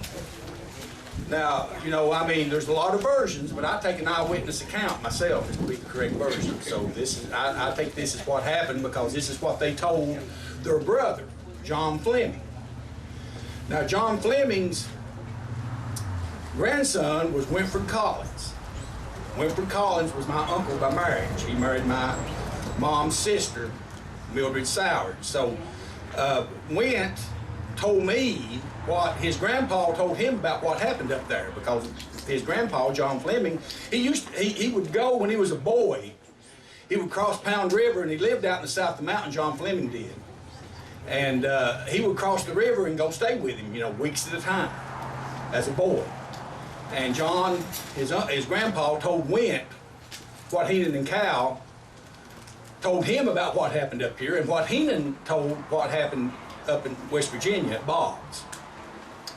Now, on the 14th day of May, 1892, my great-grandmother, Liddy Haddon, she was a 19-year-old girl, and she was hoeing corn in Haddonfield. And that's where I live, and if you know where the south of the mountain is, I live out in a little community called Haddonfield. And she was hoeing corn, and about sometime between 12 and 1 o'clock in the day, she heard a bunch of shots ring out on the mountain, because then you just right across the ridge, and you're right at the Killing Rock, really about a mile as the crow flies. So she was hoeing corn, and she heard those shots ring out, and she said, "What in the world's happening up on top of the mountain?" Because there was a bunch of shots, and that was when the killing was taking place below Pound Gap. Now, there was bad blood between Doc Taylor and Ira Mullins. Ira Mullins was a big moonshiner, and when Doc Taylor became a deputy marshal, he vowed to just completely eliminate all the moonshine business in this part of the country.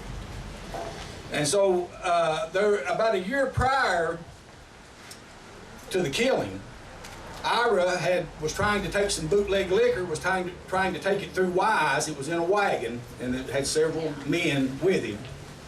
And Doc Taylor confiscated that liquor. They had a big shootout up there. The driver of the wagon was killed and several more wounded, but Ira got away. And but he did confiscate that liquor. And then there was tales that, you know, Doc tried to have Ira killed in the bed, and there was bad blood between them. Doc figured, well, you know, I mean, if I don't get Ira, he's going to get me. Because, you know, he was bound and determined to shut him down, and I was bound and determined to keep his liquor business going. Heenan Fleming was married to Henry Vanover, daughter. And Henry Vanover had been killed. Now, Ira had been living on a section of land that Henry claimed. And there was a big court procedure going on about he was squatting on his property, and Ira was saying, no, it's not your property. And so they were in court over land, and Henry was killed. Some say Clifton Branham, who was the last man hung at Wise Courthouse, that Clifton was the one that killed Henry Vanover. We don't know that for sure, but it was said that Ira was an accomplice to the killing of Henry Vanover, and Henry would have been Heenan Fleming's father-in-law. So there's connections there as far as bad blood between Ira and Doc Taylor, and the fact that Heenan's father-in-law had been killed and Ira had been implicated in that. Now, the day of the killing, Heenan and Cal told their brother, John, that Heenan was never there at the actual shooting that occurred. That Heenan was part of it, but he was not at the actual shooting on top of the mountain. He had taken the horses down the trail toward the Stacy Branch about a quarter of a mile because they didn't want the horses whinnying and making a ruckus that might give them the ambush away. So he took the horses down the trail about a quarter of a mile, is what they told their brother. Now the ones that were up there at the killing, according to Heenan and Cal, was Doc Taylor, Cal was up there, Henry Adams, and a swindle man from over in Dixon County. Now that's all my uncle said that his grandpa told him. All he knew was that they said there was a swindle man from Dixon County that was also part of that killing. So there was 4 of them. Now the party, Ira was bringing liquor over to peddle it from over on Elkhorn Creek. And he was riding in the back of a wagon with that liquor. There was a bunch of hay on top of it. He was laying on top of the hay. Now, Ira had been paralyzed from the waist down. I don't know if he was paralyzed from the shootout they had over at Wise the year before, or if it was another encounter with revenuers. But he was crippled and he was paralyzed, so he couldn't walk. But he was lying in the back of the wagon. As they come down the old Fincastle Trail, and I wish we were up there because you can visualize it. I mean, it's easier if you were at that rock where you could actually visualize how they came down and the rock and just all how it came about. But we're not there. But the trail came down by the rock, and leading the way was Wilson Mullins. He was on foot, and he was walking in front of the wagon. Pulling the wagon was 2 horses. Sitting in the wagon, driving the team of horses, was John Chappell, and Lorenza Mullins, Ira's wife, was sitting beside him. Ira in the back, and coming behind them were 2 young boys, John Harrison Mullins, 14-year-old boy of Ira, and Lorenza, and his friend Greenberry Harris, who was 15 years old. Bringing up the rear on horseback was Jane Mullins, who was Wilson Mullins' wife. As they came down by the rock, they just started shooting. They killed Wilson, they killed John Chappell, they killed Lorenza, they killed Ira, they killed Greenberry Harris. John Harrison Mullins took off running down the trail toward Pound, and they shot his suspenders in 2. That's how close they come to killing him. They actually shot his galluses in 2 as he ran down the trail. Cal rose up and hollered at Jane and told her to run and get out of there, that they were going to kill her if she didn't get out of there to get out, to leave. And she wheeled her horse around and rode it back over into Kentucky and swore to Cal's voice. Said it was Cal that told her to run. And that, of course, the fact that Henry Vanover had been killed, and that was Heenan's grandpa, or father-in-law, and the fact that the bad blood between Ira and Doc Taylor, and they knew that them boys run with Doc Taylor, she said it was Heenan and Cal and Doc Taylor. But the boys said that it was a swindle man and Henry Adams and Doc Taylor and Cal, and that Heenan had the horses on down the trail. Now, Heenan told his brother John that he never killed anybody. He said he shot the horses down. He did kill the horses, but he said that, told him that it was the Doc Taylor and Henry Adams and the swindle man that actually done the killing. I mean, that's what they told their brother. So that's what I'm telling you, what they told me. Now, after the killing, they hid out from the law, kind of scouted out and hid from the law for about a year around the area. Wentz grandpa said that there was several times that he would actually take food to them, where they were hiding out, and feed them, you know, where they were kind of keeping away from the law. But after about a year, they were cornered out here on Mill Creek at a place called the Battleground. Now, a lot of people think that the Battleground out on Mill Creek got its name because it used to fight chickens out there. It used to have chicken fights. But that's not how it got its name. It got its name because there was a 22-man posse that cornered Heenan and Cal out there and tried to apprehend them.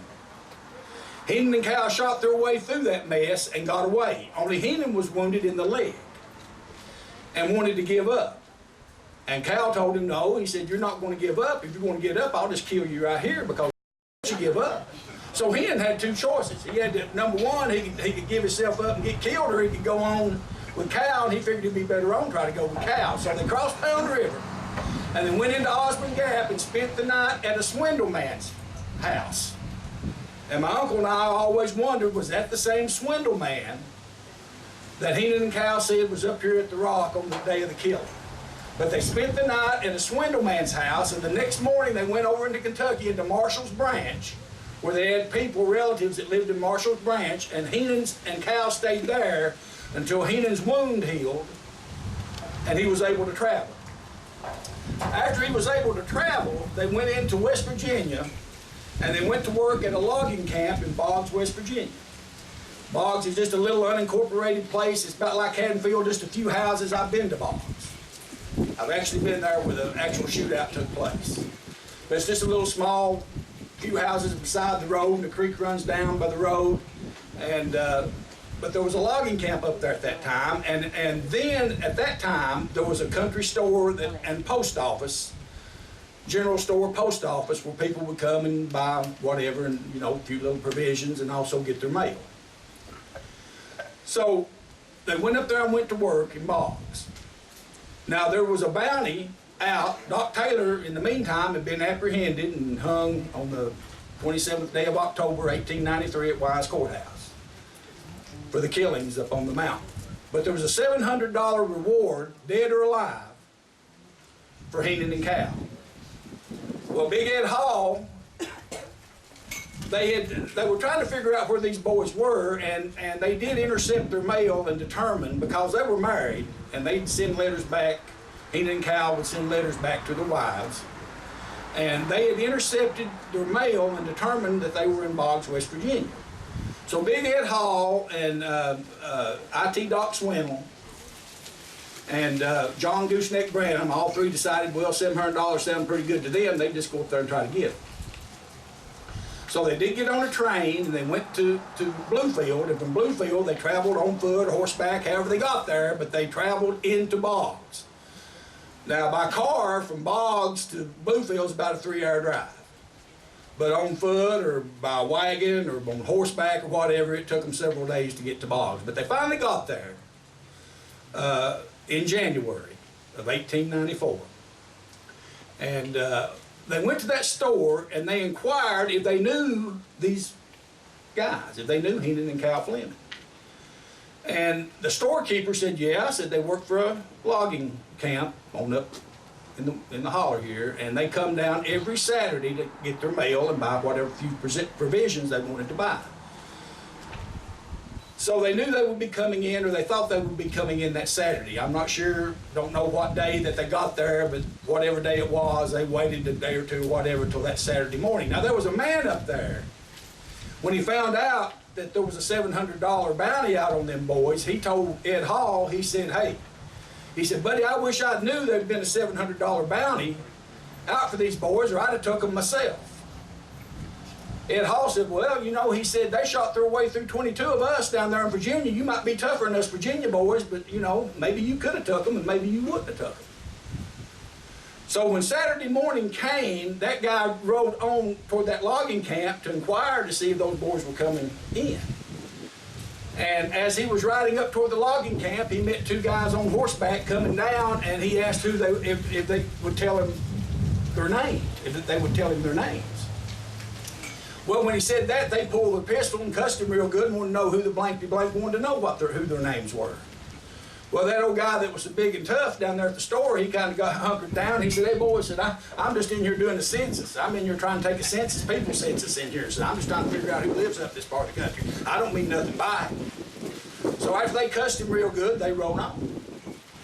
Now, there are accounts that when they got down to the store, that Ed Hall and Doc Swindle and John Branham were in another building, and that they went in on them after they came into the store.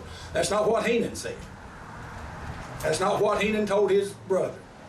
He said when they came through the door, they were waiting on them in the store, and when they came through the door, they just started shooting. They didn't say throw your hands up. It's $700 dead or alive. Dead sounded pretty good. You know, these pretty desperate people. You know, these two outlaws, these boys bad news, you know, the Fleming boys, you know. And so Heenan said that they started shooting when they come through the doorway. He said they shot Cal dead in the doorway of that store. He never even got his gun out of his holster. Never cleared his gun out of his holster. Well, that left Heenan to fight all three of them. Well, Heenan done a pretty good job fighting all three of them boys. Heenan shot Ed Hall in the top of the head. He had a big hat, had a wire brim, went all the way around it. He shot him in the top of the head. That bullet struck that wire and unraveled that wire completely off that hat. And Ed Hall fell. I guess Heenan thought he'd killed him, but really he just gave him a concussion, knocked him out. We hit him in the top of the head, just kind of addled him real good. IT Swindle, Doc Swindle was hiding behind a stovepipe that went up through the roof, potbelly stove in January. Of course, they had fire in the stove, you know, went up through the roof, and Heenan shot him through that stovepipe in the neck. Doc Swindle, he staggered out of that store and fell in the creek and splashed water on that wound, and that did stop the bleeding on that wound. But I know my uncle said that he staggered out of the store and fell into the creek. Well, now Ed Hall's down. I.T. Swindle's been disabled. That left John Branham. Well, he shot John Branham down. And they said that, or Heenan said that he was standing over John Branham getting ready to kill him, finish him off, when Ed Hall came to and got the drop on him and told him if he didn't give up, he's going to kill him. And he gave up. Now, Heenan didn't come out of this in too good a shape either. He was shot in the mouth and shot every tooth out on one side of his jaw, shot every tooth out in his mouth. There was a bullet that struck the barrel of his pistol, split that barrel down to the cylinder, and jumped into his arm and lodged under his elbow. My uncle said when he was 10 years old, Heenan came back to visit and said there was a big blue bulge under his elbow where that bullet was. Said they never removed that bullet. It was still there. And when he shot, when he got his gun disabled, Heenan said he just reached over, and Cal laying there dead, he just reached over and pulled Cal's gun out of his holster and just kept on shooting. So after Ed Hall got the drop on Heenan, Heenan laid down beside John Branham, and they cussed one another to see which one would die first. Heenan said, "You'll die before I will," and John Branham said, "No, you blank, you'll die before I will." Well, John Branham did die, but Heenan survived. Now, Cal was buried in Boggs. I've been to the cemetery. I've been to his grave. He's got a nice headstone in that cemetery that his mother had erected for him in Boggs. John Branham, Gooseneck John, is buried up there in an unmarked grave. We don't know. I'll look, but you know, there's several sinkholes and places up there. He's in one of them, but nobody knows exactly where he was buried in that cemetery, but he's in there somewhere. But Cal does have a grave marker that shows where he was buried. Well, when they got able enough to travel, you know, they was all shot up. Ed, he'd been addled, and Doc Swindle been shot in the neck, and of course, Heenan shot up. You know, when they got ready to travel, they came back and to stand trial for the killing massacre up on the mountain. But Jane Mullins had been killed, and it was said that their brother had killed her before he ever came back to stand trial. Well, because they didn't have any star witness to the fact that he was up there, she was dead, she couldn't testify against him, and there wasn't enough evidence to hold him. So they had to turn him loose. Well, when they turned him loose, he went back up to Boggs and became up in Webster County and became a law officer up there, and was a law officer for many years in Webster County. And he would come back and visit, you know, back here, but because, you know, I mean, he had his family back here, he would come back and visit, but he lived up in, and his family was raised up in Boggs, and that's where he's buried up in Webster County. He's not buried in Boggs, but he's buried in Webster County up there. But now that's the Fleming boys' version of what happened, as told to their brother. And so I go by an eyewitness account myself, you know, so I take that as what actually happened, because that's what they told their brother what happened. Anybody got any questions? Did they have a sister that lived in Boggs, and that's why they went to Boggs? Not that I know of. Now, I mean, he did bring, you know, his wife went back up there with him after, you know, after they brought him back for trial and everything. But I'm not sure. I mean, my uncle never told me anything about having a sister up there.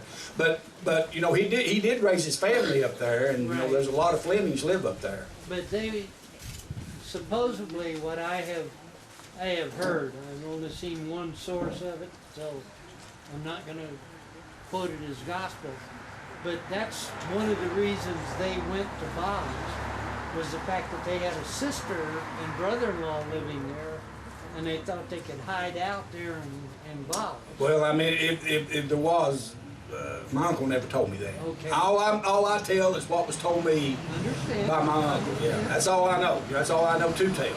But I do know that I don't think I mentioned it, but when Cal rose up and told Jane to run, that they threatened them, you know, that Doc Taylor and Henry Adams, that they threatened to kill him because he give them away, who they were and everything, or the fact that they didn't kill her. That he was the prime reason that she wasn't killed because he told her to run, get that horse, and get out of there, you know. And they threatened to kill him, Cal, up there at the rock that day. But of course they didn't.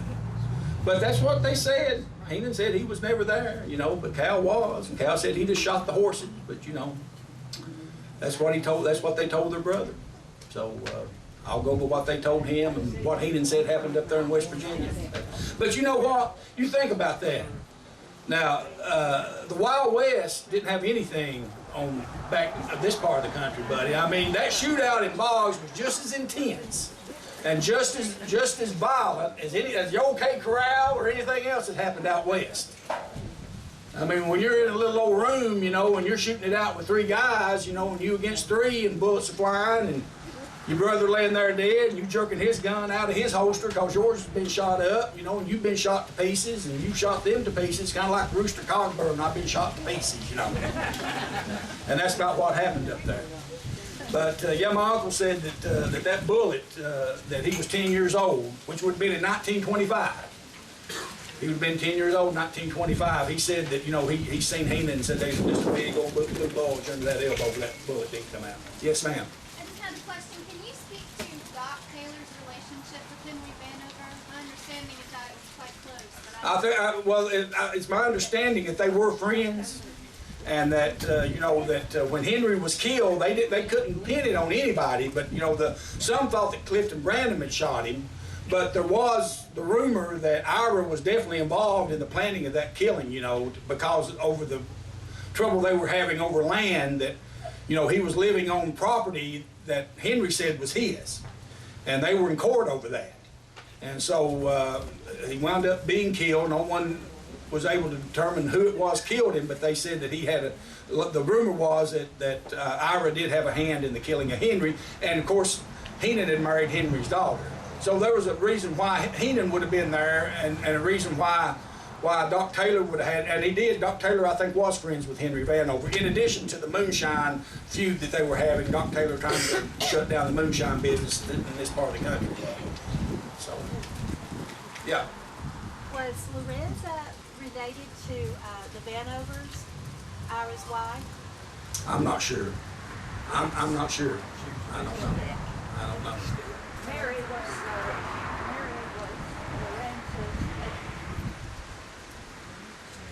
How many's been to the Killing Rock? Well, you know, if you've never been there, you ought to go. It's not that bad a walk from the top of the mountain. There's a nice road to take you down there. It'll take you about 10 minutes to walk down there. It's, you know, to walk down there is real easy. But, you know, for that wagon, you can see, if you know, I've visualized it up there, how that road went.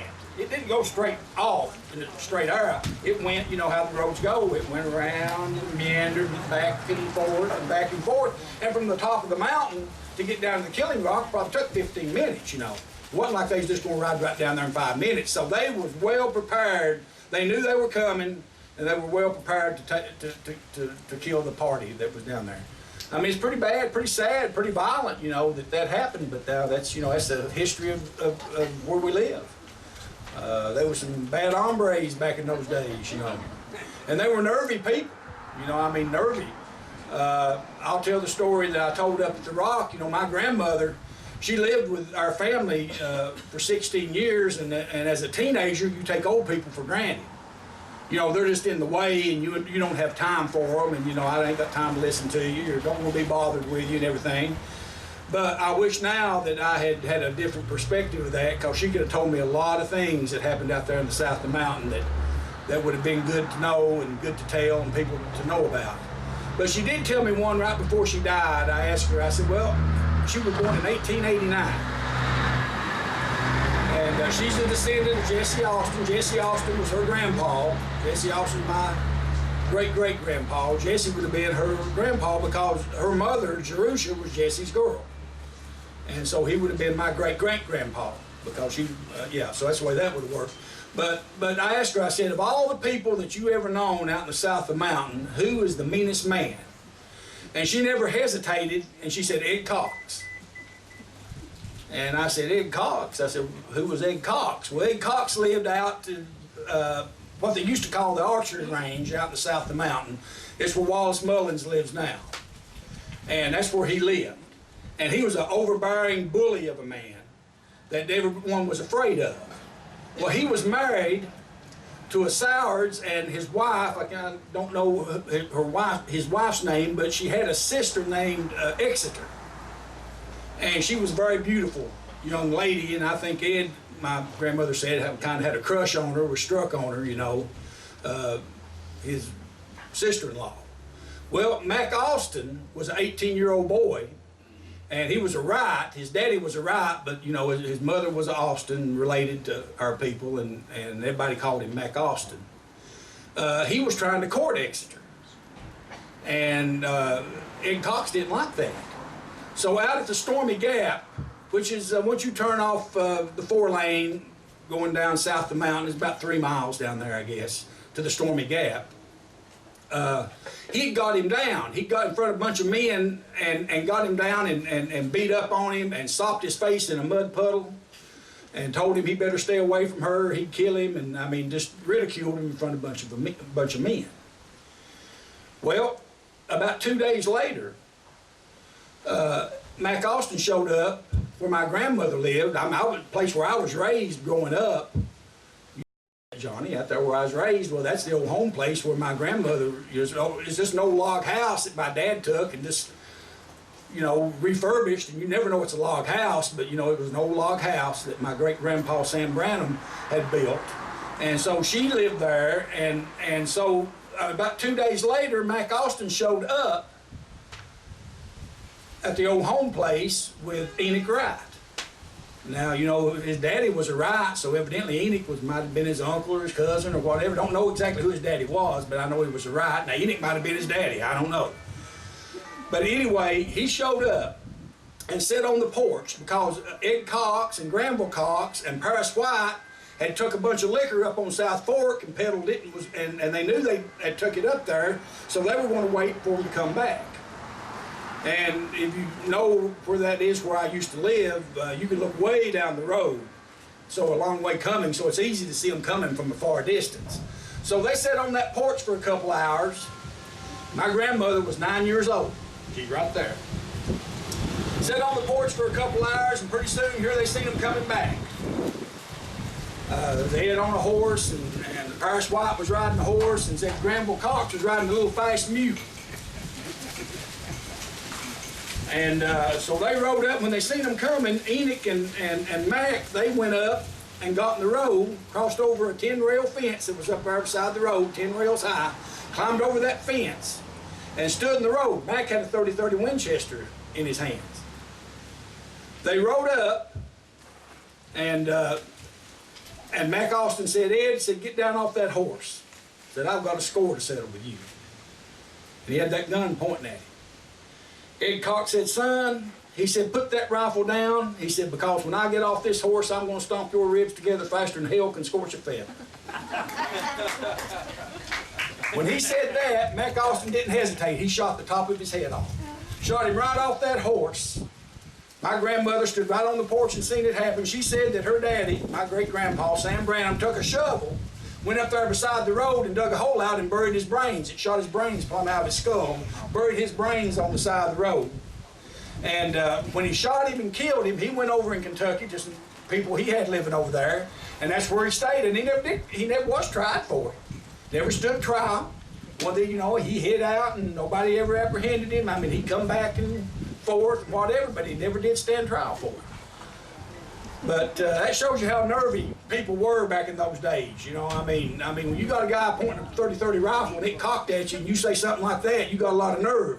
Of course, I guess he figured, you know, after he humiliated him and everything, he wouldn't have the nerve to go through it, but Mac Austin did. Now, that really happened. But there's a little legend that goes with that. I mean, you know, you get stories, a little legend happens and everything, but the legend goes, Paris White was a nervous kind of a man.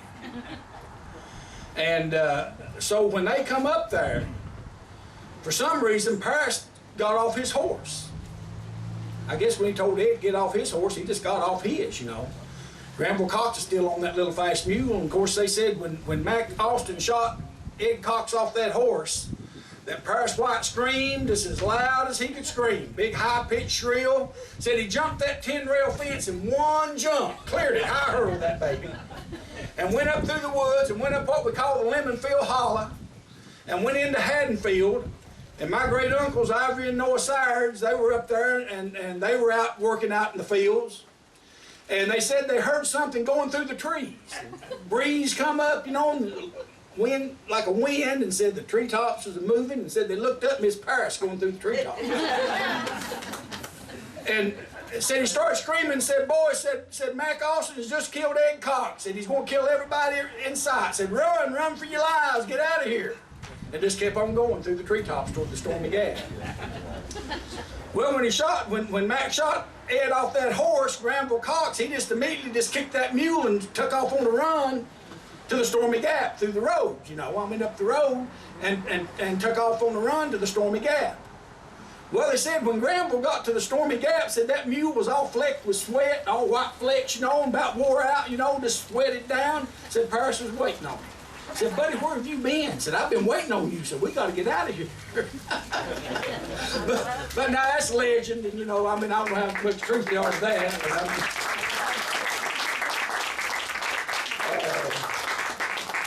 But I guess that's about my time. So, yeah. So thank you all. Appreciate it.